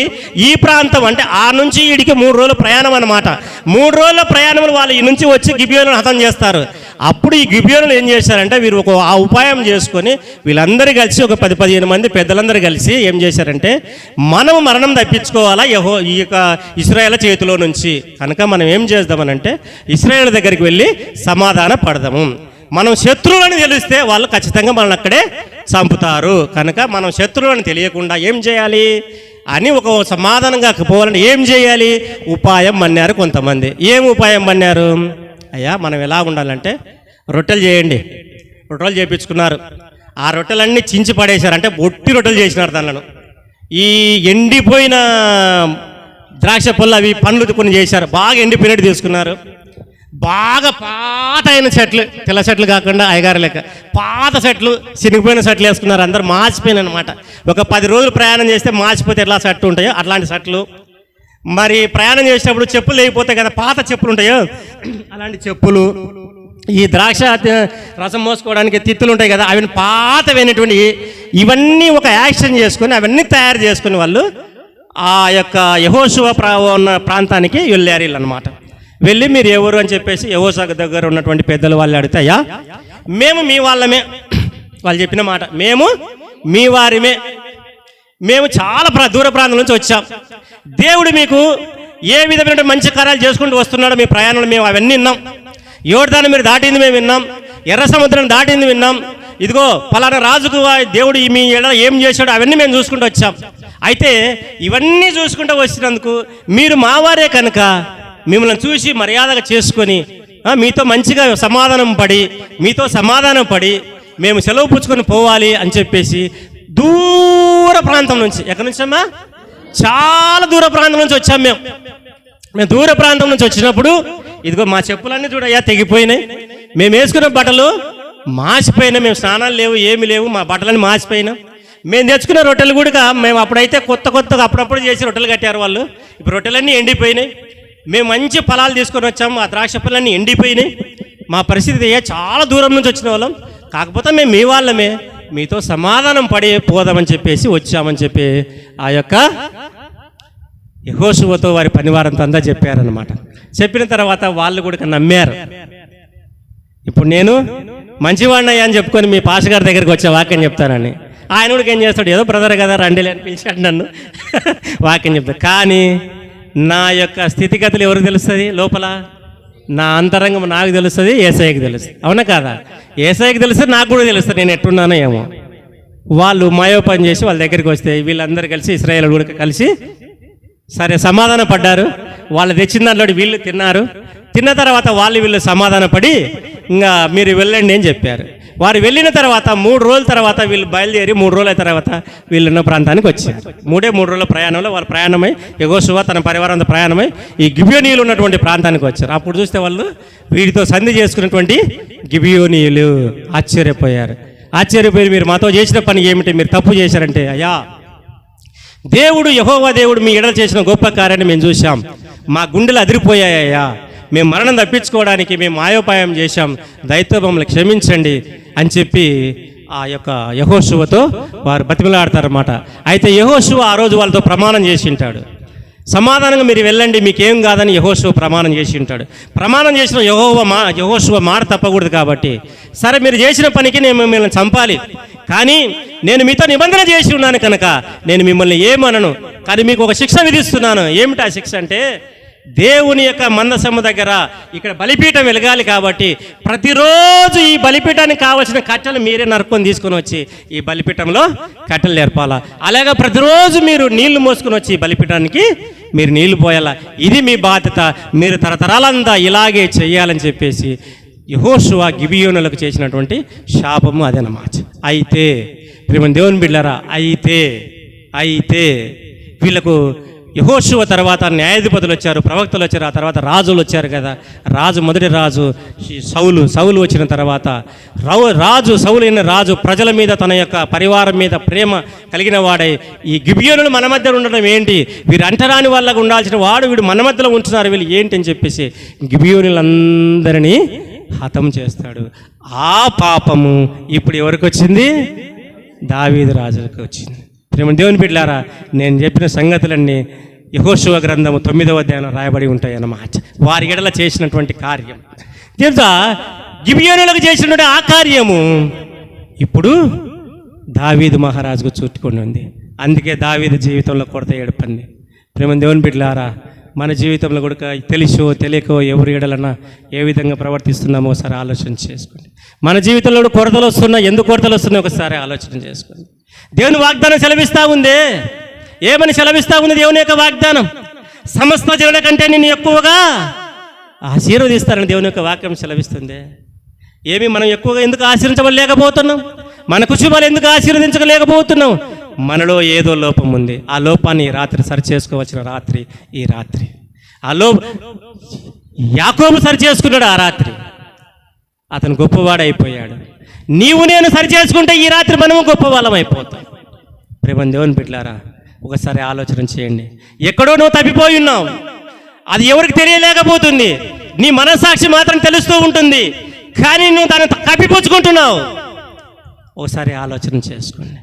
గిబియోనీలైతే వారి పాపాన్ని వారి దగ్గర తెలిపెట్టారు, అందుకే వాళ్ళు క్షమించబడ్డారు యెహోషువ చేతిలో నుంచి. ప్రేమ దేవుని బిడ్డలారా, నీవు నేను ఏం పాపం చేసినా ఒకసారి ఆలోచన చేసుకో. ఎందుకు నా జీవితంలో కరువు, ఎందుకు నా జీవితంలో కష్టాలు, ఎందుకు నా సంఘంలో ఇలాగుంటున్నాను, నా ప్రవర్తన ఇలాగుంటుందో అని నువ్వు ఎప్పుడన్నా ఒకసారి ఆలోచన చేశావా? సంఘంలో నా పాత్ర ఏమిదో నువ్వు ఆలోచన చేశావా? ఒకవేళ నువ్వు అన్ని విషయంలో నమ్మకంగా ఉంటే దేవుని విషయంలో నమ్మకం ఉంటున్నావా? దేవుని బిడ్డలారా, దేవుని యొక్క వాక్యం ఏం సెలవిస్తుంది? నీ ఇంటి చుట్టూ కంచె వేయబడాలి అని అంటే, నువ్వు నమ్మకంగా ఉండాలంటే, నమ్మి రక్షించబడి బాప్తీసం తీసుకుని బలిలో పాలుపంపులు పొంది పరిశుద్ధాత్మ జీవితం జీవిస్తూ దేవునికి చెల్లించవలసిన విషయాల్లో తప్పిపోకుండా నువ్వు చెల్లించు. నిన్ను ఎవడి భూప్రపంచంలో ఎవడు ఏం చేయలేడు. హల్లెలూయా. నా నమ్మకం ఇదే, నా విశ్వాసం ఇదే. నేను ఎక్కడ ఉన్నా, నా పిల్లలు ఎక్కడ ఉన్నా, నా బిడ్డల చుట్టూ, నా చుట్టూ దేవుడు, నా కుటుంబాల చుట్టూ దేవుడు కంచె వేసి కాపాడుతూ ఉంటాడు. కారణం, నేను నమ్మాను, రక్షించబడ్డాను, బాప్తీసం తీసుకున్న బలిలో పాలుపంపులు పొందున్నాను, పరిశుద్ధాత్మ పొందుకున్నాను. ఆయన నాకు టైం దొరికినప్పుడు ఆయన సువార్త ప్రకటిస్తూ ఉన్నాను.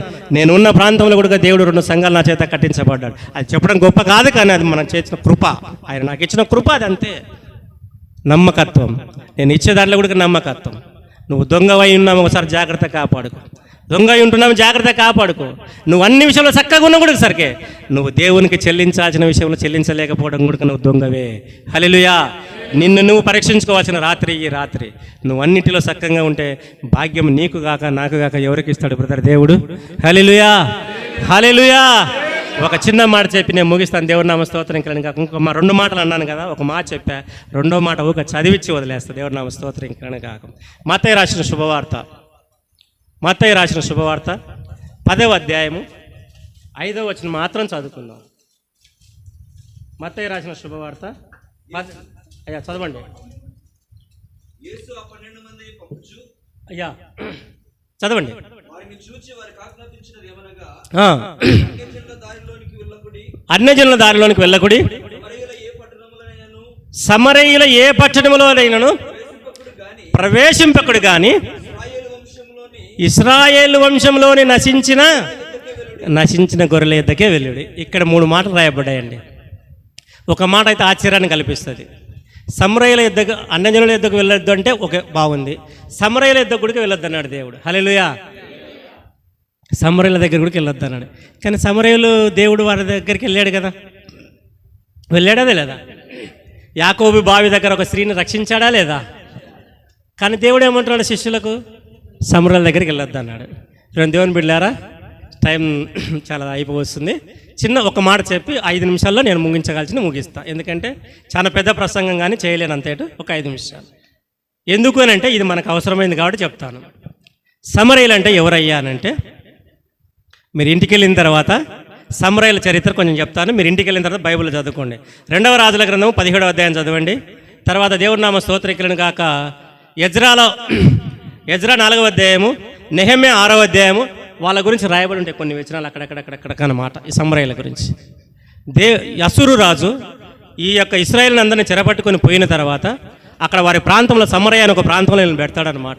ప్రాంతంలో పెట్టినప్పుడు ఈ ఇశ్రాయేలుడు, దేవుడు నమ్మిన బిడ్డలు ఇశ్రాయేలుడు అన్య జనాంగాన్ని వివాహాలు చేసుకుంటారు. ఏందమ్మా? అన్య జనాంగాలు వివాహం చేసుకొని వారి ద్వారా సంక్రమించినటువంటి ఆ సంతానాన్ని సమరయులు అంటారు క్లుప్తంగా. హల్లెలూయా. అర్థమైందా? దేవుని బిడ్డలకు, దేవుని కాని బిడ్డలకు జన్మించిన సంతానము సమరయులు. ఈ సమరయులు దేవుని నామ స్తోత్రింకలను కాక కొంత మంచివారుగా ఉంటారు, కొంత చెడువారుగా ఉంటారు. కానీ ఎక్కువ శాతం వీళ్ళలో చెడుతనమే ఉంటుంది. వీళ్ళు దొంగతనాలు చేసేది చట్టబద్ధం వీళ్ళ ప్రాంతంలో.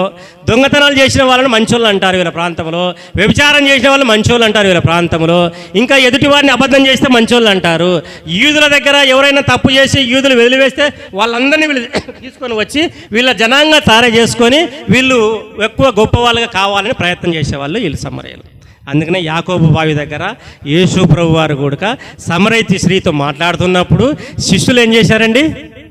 ఆశ్చర్యపడ్డారు. ఏంటి ఈయన సమరయ స్త్రీతో మాట్లాడుతున్నాడు అని. అర్థమైందా?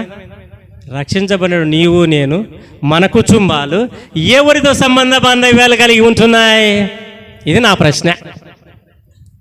అర్థమైందమ్మా? రక్షించబడినటువంటి నీవు, విగ్రహారాధన నుంచి బయటకు వచ్చిన నీవు, సమస్త పాపాల నుంచి బయటకు వచ్చిన నీవు ఎవరితో సాంగత్యం చేస్తున్నావు? అర్థమైందా?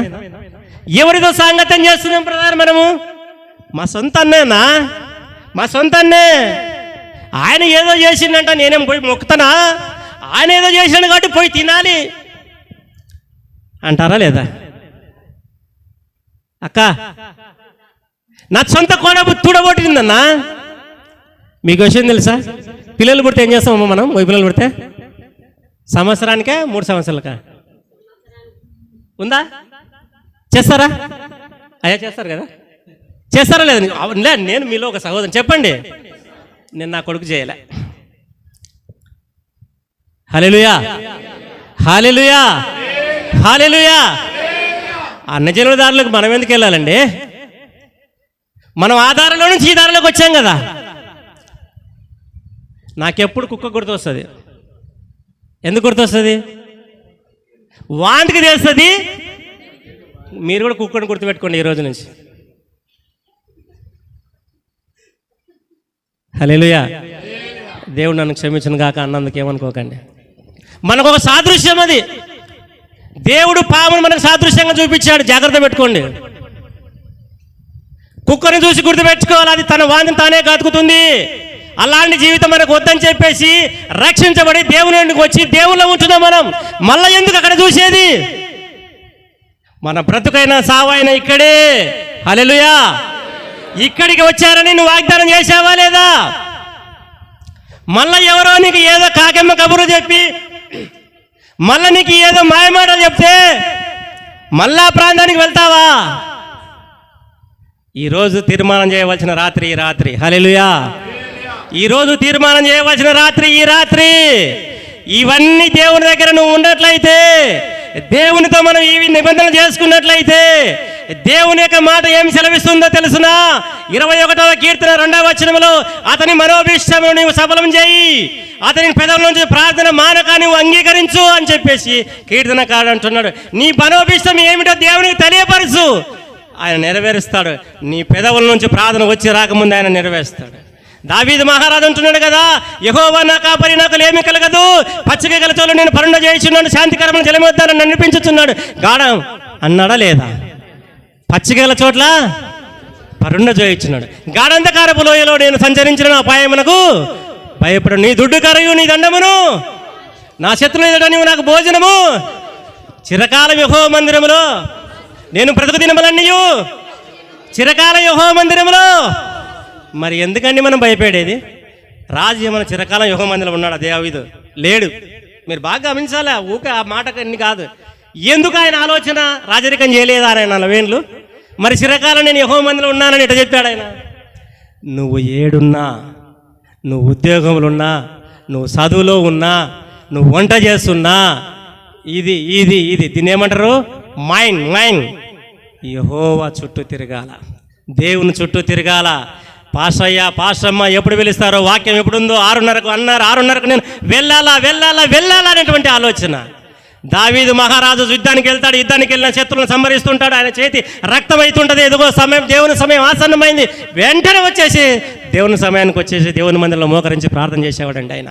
అందుకే చిరకాలం నేను యెహోవా మందిరంలో నివాసం చేస్తానన్నాడు. ఆయన ఎప్పుడు వచ్చినా ఏమొచ్చినా, కుండల తట్టు నా కన్నులెత్తుచున్నాను, నాకు సహాయం ఎక్కడి నుండి వచ్చును, యెహోవా వలన నాకు సహాయము కలుగును. ఆయనే భూమి ఆకాశమును సృజించిన వాడు, ఆయన నీ పాదములను తొట్టిలో నిన్ను కాపాడేవాడు కొనుకడు, ఇశ్రాయేలును కాపాడేవాడు కొనుకడు, నిద్రపోడు. యెహోవాయే నిన్ను కాపాడును, నీ ప్రాణములకు చేత తీర్చు. యెహోవాయే నిన్ను కాపాడు, నీ ప్రాణమును ఆయన కాపాడుకొను, నీ ప్రాణాన్ని ఆయన కాపాడుతాడు. ఇది మొదలుకొని నిరంతరం నీ రాకపోకలందు నీ దేవుడైన యెహోవా. ఇంకా ఎందుకండి భయము? వాక్యం గుర్తురాదా? నీ పిల్లలు నీ కుటుంబం కలిసినప్పుడు రాత్రిపూట ఏం చేయాలో తెలుసరా? భోజనం చేసినప్పుడు ఏం చేయాలో తెలుసరా? యెహోవా యందు భయభక్తులు కలిగిన ఎన్నత్రోవ నచ్చువారు ధన్యులు, నిశ్చయంగా నీ చేతుల కష్టార్జితం అనుభవించదవు. నువ్వు ధన్యుడవు, నీకు మేలు కలుగును. నీ లోకిట నీ భార్య ఫలించే ద్రాక్షవల్లి, నీ భోజనం వల్ల చుట్టూ నీ పిల్లలు ఒలివ మొక్కల వల్ల ఎదుగుదురు. యెహోవా యందు భయభక్తులు కలిగిన వారు ఈ విధంగా ఆశీర్వించబడును. సియోనుల నుండి యెహోవా నిన్ను ఆశీర్వదించును, నీ జీవితకాలం అంతా యెరూషలేమునకు క్షేమం కలుగుట చూచుదువు. నీ పిల్లలను అది చూడాలని లేదా? ప్రార్థన చేశావా ఎప్పుడైనా? రోజు ప్రార్థన చేస్తుంటే భోజనం చేసినప్పుడు ఏం ప్రార్థన చేస్తున్నావు తల్లి? ఏం ప్రార్థన చేస్తున్నావన్నా? నీ భోజనం వల్ల నీ భార్య వర్ధిల్లాలన్నా, నీ పిల్లలు ఒలివ మొక్క వల్ల ఉండాలమ్మా, నీ పిల్లలను చూడాలమ్మా. విషయం చెప్పనా? నా పిల్లలకు పెళ్లి కాలే ఇంకా, కానీ నా పిల్లలను కూడా దేవుడు నాకు చూపించాడు. హల్లెలూయా, హల్లెలూయా. ఎందుకో తెలుసా? నువ్వు ఆలోచన చేసావా? ప్రతిరోజు నేను ఈ ప్రార్థన చేస్తా. అది నా మనసులో కంటత ఉంటుంది, నా వాక్యం కంటత. హల్లెలూయా. అయ్యా క్షమించండి, సమయం ఎక్కువైపోయింది, ముగించబోతున్నాను. కనుక ప్రేమని దేవుని బిడ్డలారా, సమయం చాలలేదు. అయ్యగారు మళ్ళీ ఎప్పుడు అవకాశం ఇస్తాం, మళ్ళీ వస్తాం మీ మధ్యకు. మన జీవితంలో భాగ్యం కావాలని అంటే ఎక్కడో కొదవ ఉంది. ఆ కొదవను ఫుల్ఫిల్ చేసుకుందాం. కొదవను ఫుల్ఫిల్ చేసుకుందాం. మీ జీవితాలు భాగ్యవంతం కావాలంటే ఒక మాట చెప్పి ముగిస్తా. అయ్యా ఒక్కటే ఒక అవకాశం ఇవ్వండి, ఒక మాట. అయ్యా నేను రక్షించబడినాను మీరు చెప్తారు, బాప్తిసం తీసుకున్నాను మీరు చెప్తారు, అవునా?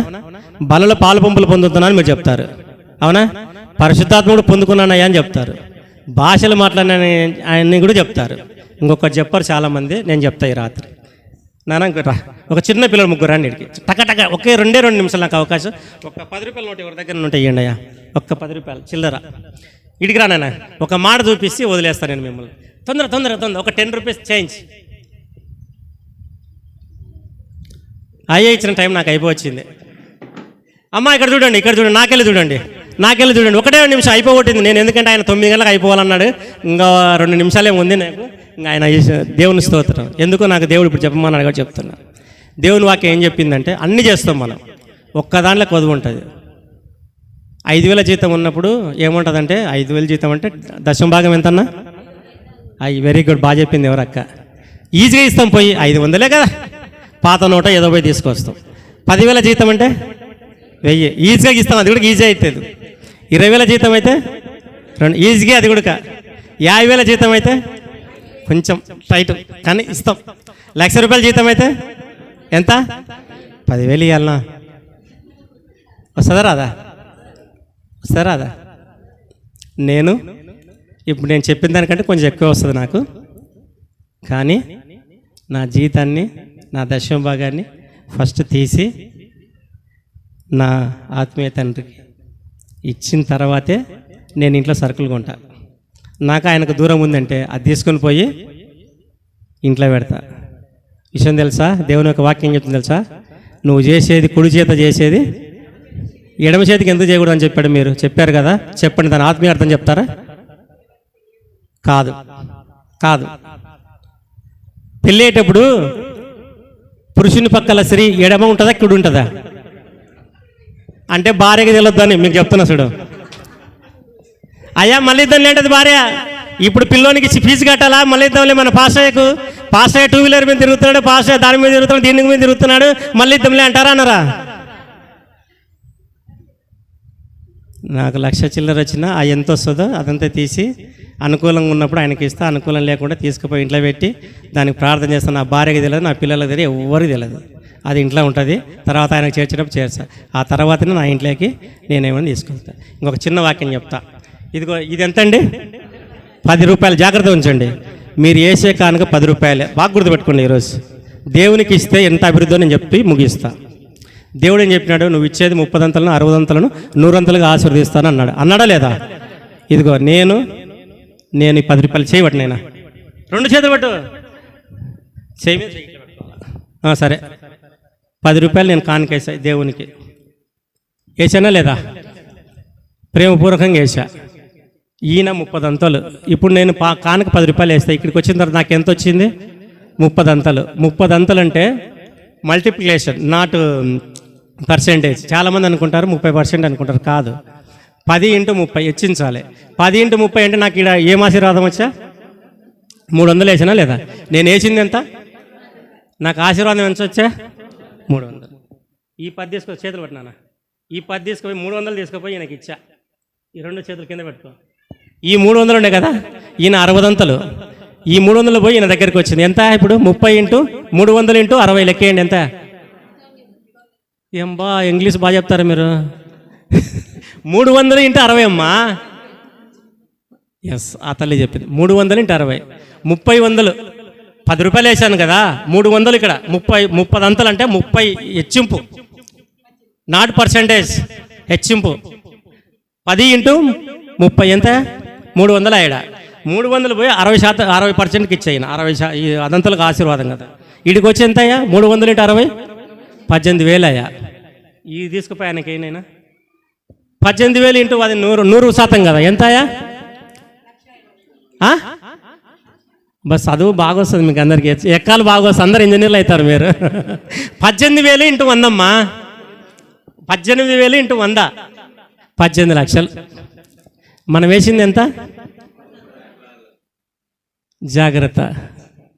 ఇది ఆశీర్వాదం అంటే. ఇది గుర్తుపెట్టుకుంటే నీ జీవితంలో మర్చిపోరు. పోనన్న కూర్చోపోండి. హల్లెలూయా, హల్లెలూయా. అందుకనే చాలామంది దొంగిలేది ఎక్కడంటే, విశ్వాసం పడిపోయేది ఎక్కడంటే, ఇచ్చే విషయంలో దశమ భాగాలు చాలామంది ఎన్నికిపోతున్నారు. అక్కడే భాగ్యానికి కొదవ వస్తుంది. జాగ్రత్త ఉండండి. అన్ని విషయాల్లో కొదవ లేకుండా జీవించండి. దేవుడు మనను ఖచ్చితంగా ఆశీర్వదిస్తాడు. దేవుడి యొక్క వాక్యం అందరి వెనుకడిలో దీవించునుగాక. ఆమేన్, ఆమేన్, ఆమేన్. Praise lord. ప్రార్థన చేద్దాం. అందరి కళ్ళు మూసుకోండి. దేవుని సంగమా, ఈ మొదటి రాత్రిలో దేవుడు తన సేవకులను ప్రవీణన్న గారిని నిలబెట్టి మనందరితో కూడా అమూల్యమైన శ్రేష్టమైన విశ్వాసముతో కూడిన మాటలను ప్రభుల వారు మనందరితో కూడా మాట్లాడాడు. అందరూ ప్రార్థనలు ఉందాం. అవును ప్రభువా, దేవా, ఆ రోజు మీరు ప్రవక్త అయిన జకరియకు ప్రత్యక్షమై నా పట్టణములో భాగ్యముతో నింపబడును, నా పట్టణములో ఐశ్వర్యముతో నింపబడును, నా పట్టణములో సిరి సంపదలతో నింపబడును. నువ్వు తెలియజేయి, దాన్ని ప్రకటించు అని ప్రవక్త అయిన జకరయ్యను మీరు ప్రోత్సాహపరిచారయ్యా. దేవానికి వందనాలు, ప్రభువానికి స్తోత్రములు చెల్లిస్తున్నాము తండ్రి. ఈ 2024వ సంవత్సరములో, ఈ ఏప్రిల్ మాసములో, ఈ 29వ దినమున సూటిగా తేటగా ప్రభువా వాక్యముతో మాతో మీరు మాట్లాడినందుకయ్యా మీకు వందనాలు. ప్రభువా నీకు స్తోత్రములయ్యా. దేవా మీకు స్తుతులు చెల్లిస్తున్నాము తండ్రి. ప్రభువా ఎక్కడైతే నువ్వు అనుగ్రహించే ఆశీర్వాదమును, మీరు అనుగ్రహించే దీవెనను మేము ఆర్థికంగా, మేము ఫైనాన్షియల్గా, తలగా పై వారముగా ఉండాలని మీరు గొప్ప అభయాన్ని ఆ రోజు ఇజ్రాయెల్ ప్రజలకు ఇచ్చినట్లుగా ఈరోజు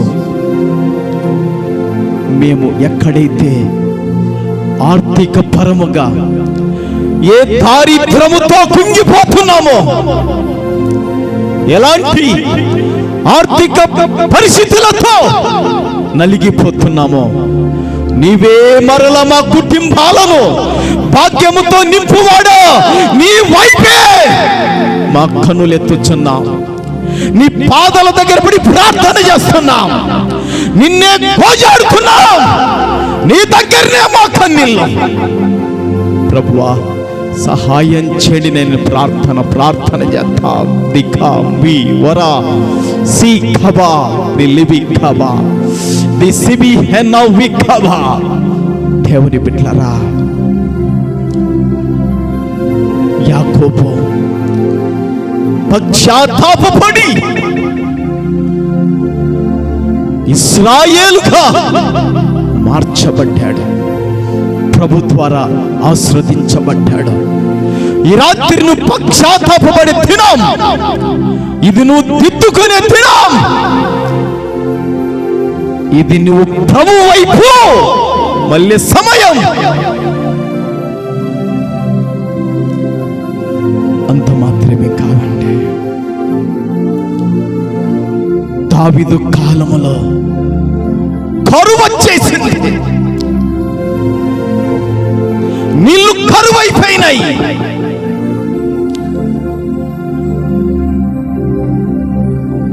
పంటలు చేతికి రావడం లేదు, కరువు తాండవాడుతుంది. అట్టి సమయంలో దేవుని దగ్గర విచారణ చేస్తే ఇది నీ పొరపాటు కాదు అని దేవుడు తెలియజేసినట్లుగా మన మీదకి, మన కుటుంబాల మీదకి, మన పిల్లల మీదకి, మన సంసారం మీదకి ఏది కరువులాగా తాండమాడుతుందో దానిపైన మనము విజయాన్ని పొందాలన్నా, మేలు పొందాలన్నా, ఆదరణ పొందాలన్నా ప్రభు దగ్గర విచారణ చేయాలని దేవుడు తన దాసునుని మాట్లాడాడు. ఈ రాత్రి ప్రభువా, నేను నా పిల్లల విషయం విచారణ చేస్తా, నా ఉద్యోగం విషయం విచారణ చేస్తా, నా వ్యాపార విషయం విచారణ చేస్తానని ప్రార్థనలో ఉందా? దేవా నీకు వందనాలయ్యా, ప్రభువా స్తోత్రాలయ్యా. చివరికి ప్రభువా మీకిస్తే మేము ఆశీర్వదించబడతామని భౌతికంగా మీరు మాట్లాడాడయ్యా. నిజముగా ప్రభువా నీకిచ్చే చేతులు నాకు కావాలయ్యా తండ్రి. ప్రభువా నీకిచ్చే చేతులు మాకు కావాలి.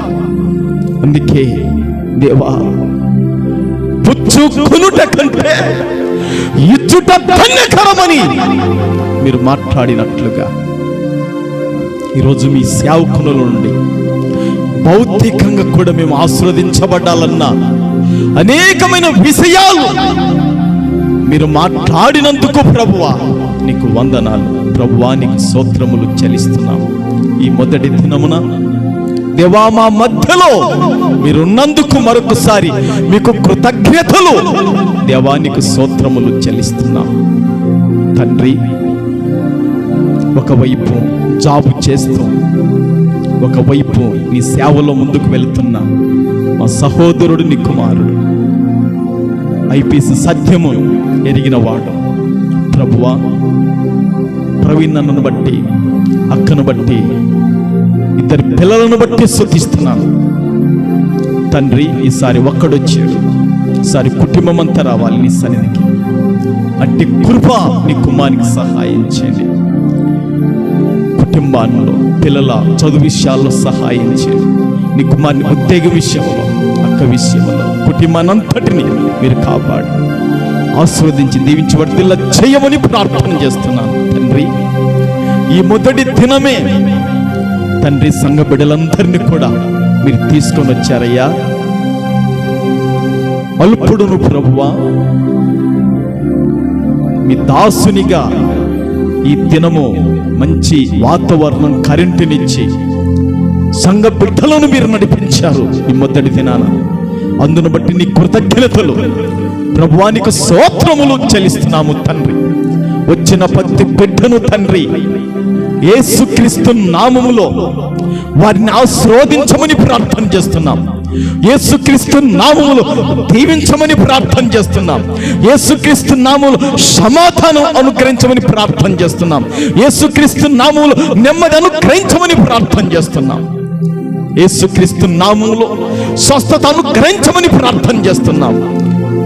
యేసుక్రీస్తు నామములో క్షేమం అనుగ్రహించమని ప్రార్థన చేస్తున్నాం తండ్రి. సహాయం చేయండి. వందనాలు ప్రభువా, స్తోత్రములునైనా ఈ చుట్టుపక్కల ఉన్న కుటుంబాలను బట్టి కూడా మిమ్మల్ని ప్రార్థన చేస్తున్నాను.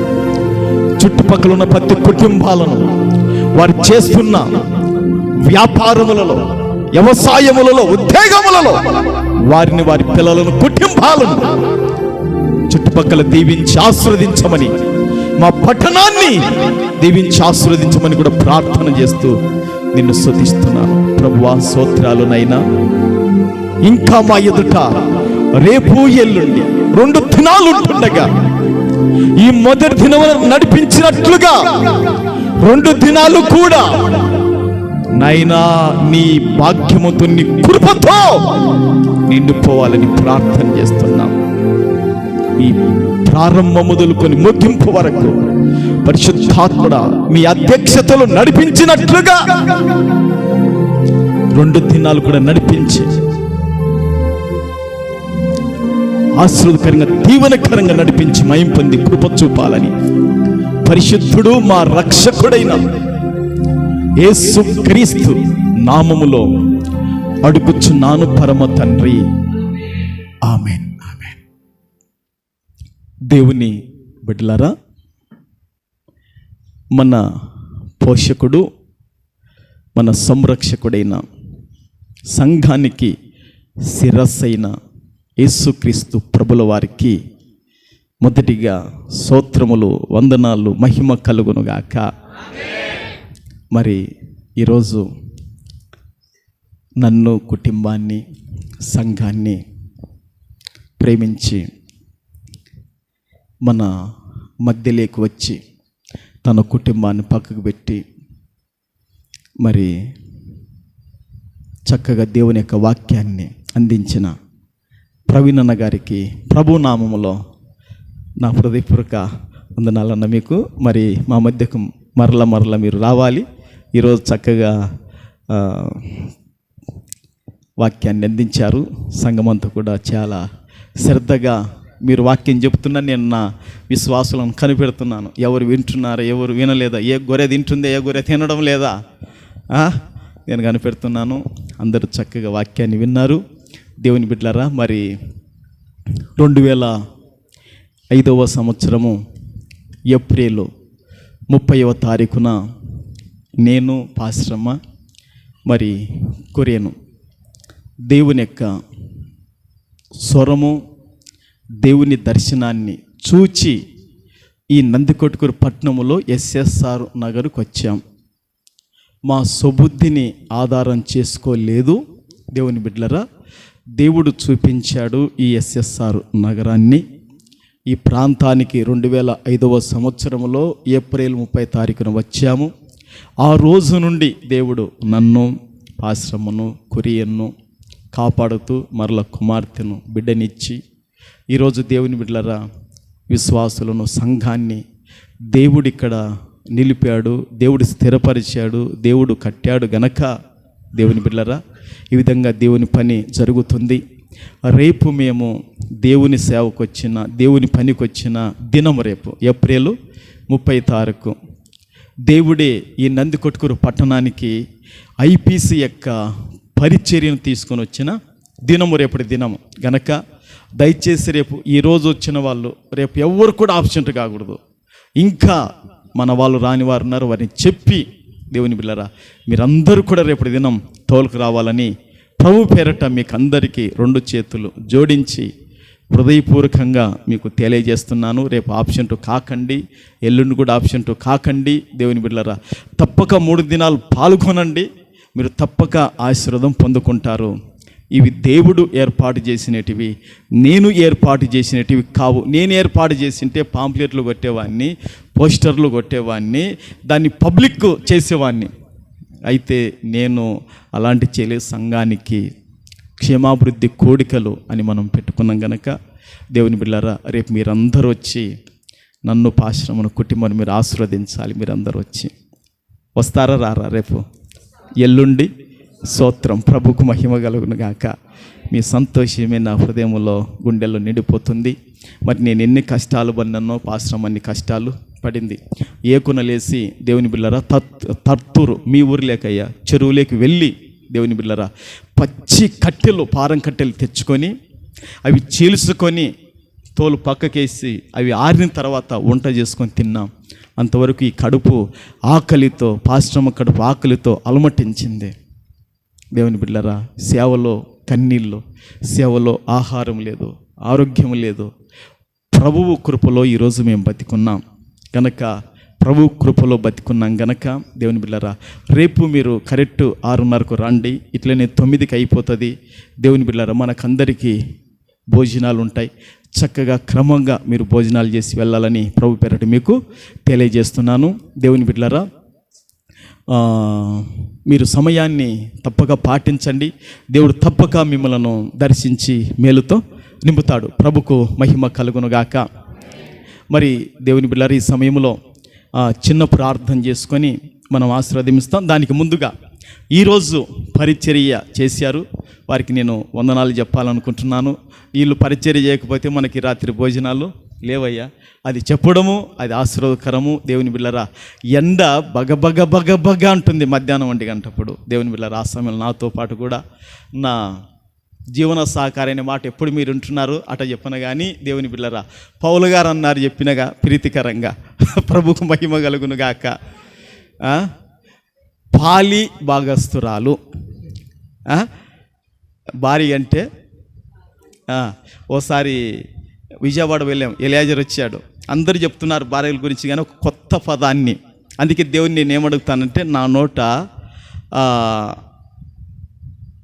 మాటలు రుచికరంగా ఉండాలంట. మాటలు ఎట్టుండాలంట? రుచికరంగా. అట్టి మాటలు పెట్టు. సామెతలు ఉంది.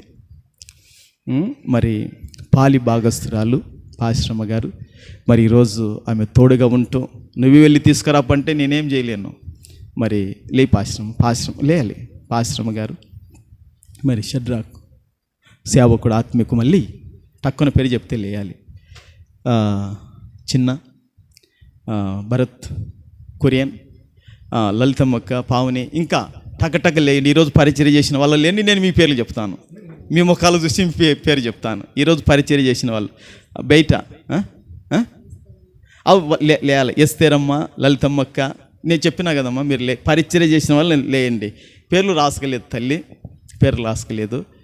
బయట జయరాజు, జాషువా, శాలెం, లలితమ్మక్క, ఎస్తేరక్క, లలితమ్మక్క, పాశ్రమ్మ, ప్రభుదాస్, షడ్రాక్, భరత్, రంజిత్, కొరియన్. ఇంతేనా? కనపల్లె పావుని చేయొత్తాలమ్మ కనపడకుండా. ఓకే, మళ్ళీ ఇంకోసారి పొద్దున అలుగుతుందేమో మళ్ళీ. అంతే, ఇట కూడా ఉంటారు. అందుకే అమ్మ, ఈరోజు పరిచర్య చేసిన స్త్రీలకు, పురుషులకు అందరికీ వందనాలు. వచ్చిన మీకు అందరికీ కూడా నా హృదయపూర్వక వందనాలు, పేరు పేరు వరుసన. కనుక అందరూ కూర్చోండి.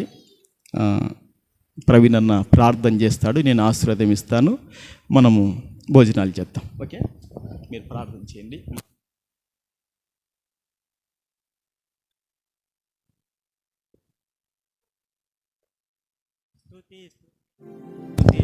స్తుతి స్తుతి స్తుతి స్తుతి స్తోత్రం స్తోత్రం స్తోత్రం స్తోత్రం స్తోత్రం స్తోత్రం స్తోత్రం స్తోత్రం స్తోత్రం స్తోత్రం స్తోత్రం నాయనా.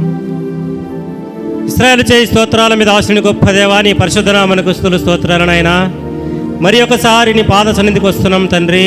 ఈ కూడికిన ఆది నుంచి అంతవరకు నా తండ్రి, మీ ఏలుబడిలో మీ నాయకత్వంలో నాయనా మీరు జరిగించిన విధానం వచ్చిన ప్రభువా, నీకు వందనాలు స్తోత్రాలు చెల్లించుకొస్తాం. ఈ రాత్రి మా స్తోత్రాల మీద తండ్రి మీరు ఆశీర్వైనందుకు నీ ఘనమైన నామకు లెక్కలేని స్తోత్రాలు చెల్లించుకొస్తాం. నీ పరిశుద్ధమైన వేవేల దూతల చేత తండ్రి నైనా ఈ ప్రాంతానికి రాత్రికాల సమయంలో మా కొరకు వచ్చినందుకే నీకు స్తోత్రాలు.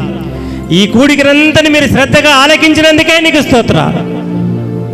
వచ్చిన ప్రతి ఒక్కరిని పేరు పేరున దీవించి ఆశీర్వదించినందుకే నీకు స్తోత్రాలు. ప్రాముఖ్యంగా తండ్రి నైనా సంఘ కాపరి మీ కుమారుని బట్టి నీకు స్తోత్రాలు, పాశ్రమను బట్టి నీకు స్తోత్రాలు నాయన. నిజము తండ్రి నాయన, కేవలం నా తండ్రి మీ దర్శనం ద్వారా ఈ ప్రాంతానికి వచ్చారు. వారికి ఈ ప్రాంతంలో ఎవరు బంధువులు లేరు, ఎవరు స్నేహితులు లేరు తండ్రి. తండ్రి ఆయనకు బంధువులు ఉన్నారు, స్నేహితులు ఉన్నారు, మరి వారి రక్త సంబంధికుల సేవలు ఉన్నారు. అయినా సరే తండ్రి వారి చెప్పిన ప్రాంతానికి పోకుండా నా తండ్రి మీరు నిర్ణయించిన ప్రాంతానికి వచ్చి ఉన్నారు తండ్రి. వారి నా తండ్రి నిజంగా వారి యొక్క జీవితంలో తండ్రి ఎన్నో ఆటుపోటులు అనుభవించి ఉన్నారు తండ్రి. వాటన్నిటిని మీరు చూసిన దేవుడు తండ్రి. అవును నాయన. శ్రమ అయినను, వస్త్రహీనతను, కరువైనను, ఖడ్గమైన అట్టి ఏదైనా సరే క్రీస్తు నుండి మమ్మల్ని ఎడబాపునా అని పౌలు చెలవిచ్చిన రీతిగా తండ్రి వారి జీవితాలు ఎన్ని కష్టాలు వచ్చినా, ఎన్ని శ్రమలు వచ్చినా నా తండ్రి తినడానికి తిండి లేకపోయినా, త్రాగడానికి నీళ్లు లేనా, కట్టుకోవడానికి వస్త్రాలు లేకపోయినా సరే మీ యందు విశ్వాసం ఉంచిన తండ్రి, అన్ని వ్యయ ప్రయాసాలను కోచిన తండ్రి చక్కని సంఘాన్ని నిర్మించుకున్నారని ఆయన. చక్కని సంఘాన్ని ఇచ్చినందుకే నీకు వందనాలు స్తోత్రాలు చెల్లించు నా తండ్రి. నైనా సేవ అనగా బలిపీఠం మీద అర్పించబడటం నా తండ్రి. కాలుచున్నటువంటి బలిపీఠం మీద వారిని సమర్పించుకోవడం నాయన. తండ్రి వారి జీవితాలను తండ్రి, వారి యవ్వన జీవితాలను మీ కొరకు నా తండ్రి వారి త్యాగం చేసినట్లుగా చూస్తున్నాం. లోకము యొక్క తండ్రి ఆశలు, లోకము యొక్క అలవాట్లు, లోకము యొక్క పోకడలకు తండ్రి వారి పోకుండా తండ్రి నాయన మీ కొరకు వారి జీవితాలను కట్టుకున్నారు నాయన. లోకములో అనుభవించిన సుఖాలు లేకుండా మరి ప్రభువా, లోకము యొక్క మంచిని అనుభవించకుండా మరి ప్రభువా మీ యందు కష్టాన్ని అనుభవించుకుని తండ్రి ఈరోజు భార్య భర్త తండ్రి నైనా ఇంత గొప్ప సంఘాన్ని నిర్మించుకున్నారు తండ్రి. ఇందుని బట్టి నీకు వందనాలు నాయన. ఈ సంఘాన్ని బట్టి నీకు స్తోత్రాలు నాయన.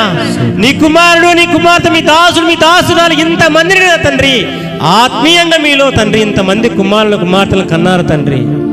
ఈ సంఘాన్ని మీరు దీవించండి, ఆశీర్వదించండి అయినా. ఆ రోజు మీరు అబ్రహాముకు వాగ్దానం చేసి ఉన్నారు మరి ప్రభు. అబ్రహామా, నిన్ను గొప్ప జనముగా చేసి, నిన్ను ఆశీర్వదించి, నిన్ను గొప్ప జనముగా చేసి, నిన్ను గొప్పగా ఆశీర్వదించిన నీ వంశాలను అభివృద్ధి చేస్తాను. నువ్వు వెళ్ళిన ప్రతి ప్రాంతాన్ని ఆశీర్వదిస్తాను. నిన్ను దీవించిన వారిని నేను దీవిస్తాను, నువ్వు దీవించిన వారిని నేను దీవిస్తాను. నువ్వు శపించిన వారిని శపిస్తాను. మీరు ఆది కాండంలో సెలవిచ్చిన మీ కుమారుడికి ప్రాంతాన్ని ఇచ్చినందుకే నీకు స్తోత్రాలు. ఈ ప్రాంతం అంతా నీ కుమారుని చేత పట్టబడినందుకే నీకు స్తోత్రాలు. ఇంకా ఈ మందిరం సరిగ్గా సరిహద్దులు విశాలపరచుమని వేడుకొంటున్నాను తండ్రి. వచ్చే సంవత్సరానికి తండ్రి ఇక్కడ కూడిన వాళ్ళు రెండింతలుగా ఆశీర్వాదం చేత రావడానికి కృప దయచేయమని వేడుకొంటున్నాం. ఈ సంఘం విస్తరించాలి మరి ప్రభువా, ఇంకా మందిరం విస్తరించాలి నాయన, అనేకుల మందిరం చేర్చబడాలి నాయన. మీరు ఈల వేసి జనాలను ఇక్కడికి రప్పించమని వేడుకొంటున్నాం. ఎంతో శ్రమ పడుతున్నాడు నా తండ్రి. యవ్వన కాలంలో మీ కుమార్తె ఎంతో శ్రమ పడుతున్నారు. వారి శ్రమను మీరు జ్ఞాపకం చేసుకొని వేడుకొంటున్నాం. ఇచ్చిన ఇతర బిడ్డలు బట్టి నీకు స్తోత్రాలు నాయన, కుమార్తెను బట్టి నీకు స్తోత్రాలు. వారి భావి జీవితం సంతోషకరంగా ఆనందకరంగా మీరు తీర్చినందుకే నీకు వందనాలు చెల్లించుకుంటున్నాను. నీకు పుట్టిన వారిని నేను ఆశీర్వదించడం మీ యొక్క వాక్యం సెలవిస్తుంది తండ్రి. మిమ్మల్ని మీ పిల్లలను వృత్తి పొందించడానికి మీ యొక్క వాక్యం సెలవిస్తుంది నాయన. మీ కుమారుని, మీ దాసుని, మీ దాసురాలని ఆశీర్వదించండి. వారికి పుట్టిన వారిని మీరు వృత్తి చేయమని వేడుకొంటున్నాను. వారి సంఘ సరిహద్దులను విశాలపరచమని వేడుకొంటున్నాను. ఆయన ఎన్నికలు నేను గుడికి వచ్చి రాత్రి వీళ్ళతో పాల్పొమ్ములు పొందినందుకే నీకు వందనాలు. ఈ సంఘాన్ని అంతా దీవించినందుకే నీకు స్తోత్రాలు. ఈ రాత్రికాల సంఘ దీవెనలు ఈ సంఘాన్ని మీరు అనుగ్రహించినందుకే నీకు స్తోత్రాలు. రేపును ఎల్లుండి మరి జరగబోతుందండి. ఆ 2 దినాలు అద్భుతకరంగా జరగడానికి కృప దయచేయమని వేడుకొంటున్నాం. అనేకులు రక్షించబడేటట్లు చేయమని వేడుకొంటున్నాం. దానికి కావలసిన వాతావరణాన్ని తండ్రి అన్నింటినీ మీరు సమకూర్చమని వేడుకొంటున్నాం. ఇదిగో తండ్రి ఎంతో మన ప్రయాస కోర్చిన తండ్రి అనేక సహోదరులు తండ్రి వీరందరికీ ఆహారం పెట్టడానికి తండ్రి శ్రమ పడినారు. వారిని అందరినీ కూడా మీరు దీవించమని వేడుకొంటున్నాం. సంఘములు తండ్రి ఒకరిని వారు పురుకొల్పుకొని తండ్రి సంఘం యొక్క అభివృద్ధి కొరకు అందరూ పాటుపడేవారుగా, అందరూ సేవకురాలకు విధేయులుగా ఉండేటట్లుగా మీరు దీవించి ఆశీర్వదించమని యేసు పరిశుద్ధ నామమును బట్టి వేడుకొనుచున్నాం తండ్రి. ఆమేన్. ఆమేన్. అందరూ కూడా లేచి నిలబడదాం. దేవుని పిల్లరా, మరి ఈ వడల విషయంలో యేసురత్నం అన్న కూడా ప్రత్యేక శ్రద్ధ తీసుకొని తెచ్చినందుకు అన్నకు కూడా వందనాలు. మర్చిపోయాను. మరి దేవుని బిడ్డలారా, సాయంకాలం ఊరికి వెళ్ళి మరి సమయానికి వచ్చిన ఈ మాలేలన్నకు జానన్నకు కూడా వందనాలన్న. ఇంకా రారు తప్పించుకుంటారనుకున్నాను, వచ్చారు. అన్నలకు దేవుడు తోడైన ఒక పల్లవిచ్చారన్న వాడుకొని మనం అందరం భోజనాలు చేద్దాం. 9:30కు అయిపోతుంది. దేవుని బిడ్డలారా, 9కి ముగించాం. నా జీవితమంతా జీవించదని కొరకే, నాకున్న సమస్తము అర్పించదని సేవలో. నా జీవితమంతా జీవించదని కొరకే, నాకున్న సమస్తము అర్పించదని సేవలో. పిలచిన నిజ దేవుడా, పిలచిన నిజ దేవుడా, పిలచిన నిజ దేవుడా, పిలచిన నిజ దేవుడా,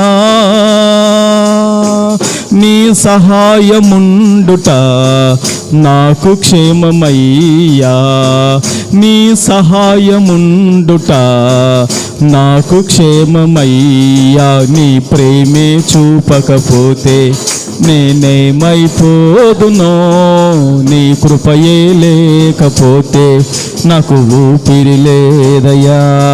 నీ ప్రేమే చూపకపోతే నేనేమైపోదునో, నీ కృపయే లేకపోతే నాకు ఊపిరి లేదయ్యా. కరుణ గల యేసయ్యా, ఈ జీవితానికి నీవే చాలునయ్యా. కరుణ గల యేసయ్యా, ఈ జీవితానికి నీవే చాలునయ్యా. నీ ప్రేమే చూపకపోతే నేనేమైపోదునో, నీ కృపయే లేకపోతే నాకు ఊపిరి లేదయ్యా. నీ ప్రేమే చూపకపోతే నేనేమైపోదునో, నీ కృపయే లేక. ఒక్కసారి నీ ప్రేమే లేకపోతే నేనేమైపోదునో, నీ కృపయే లేకపోతే నాకు ఊపిరి లేదయ్యా. ఆశీర్వాదం తీసుకుందాం దేవుని బిడ్డలారా. దానికి ముందుగా సౌందరరాజు కూడా మరి బియ్యం తీసుకొని వచ్చాడు. ఎక్కడి నుంచి నెఫ్నగర్కి వెళ్ళి అక్కడ మన విశ్వాసులు ఉన్నారు, అక్కడి నుంచి తెచ్చాడు. మీకు కూడా వందనాలయ్యా. పరిశుద్ధాత్ముడు జ్ఞాపకం చేశాడు. ప్రభుకు మహిమ కలుగును గాక. ఆశీర్వాదం తీసుకుందామయ్యా. మన విమోచకుడైన యేసుక్రీస్తు కృపయు, తండ్రి అయిన దేవుని ప్రేమయు, పరిశుద్ధాత్మ యొక్క అన్యున్న సవాసము, సమాధానము, ఆయన తోడు కొడు వచ్చిన మనకు సంఘమునకు సదాకాలం తోడై భాగ్యముతో నింపును గాక, ఐశ్వర్యముతో నింపును గాక, ఫైనాన్సులుగా వర్ధిల్ల చేయను గాక, ఆర్థికంగా రెట్టింపు దీవెన కలుగును గాక. యేసు రక్తమే జయం, యేసు రక్తమే జయం. ప్రభు యేసు నామం సంపూర్ణ జయం కలుగును గాక. ఆమేన్, ఆమేన్. అమ్మా అందరికీ, స్త్రీలకు పురుషులకు బయట ఉన్న వాళ్ళకు, అమ్మ అందరికీ పేరు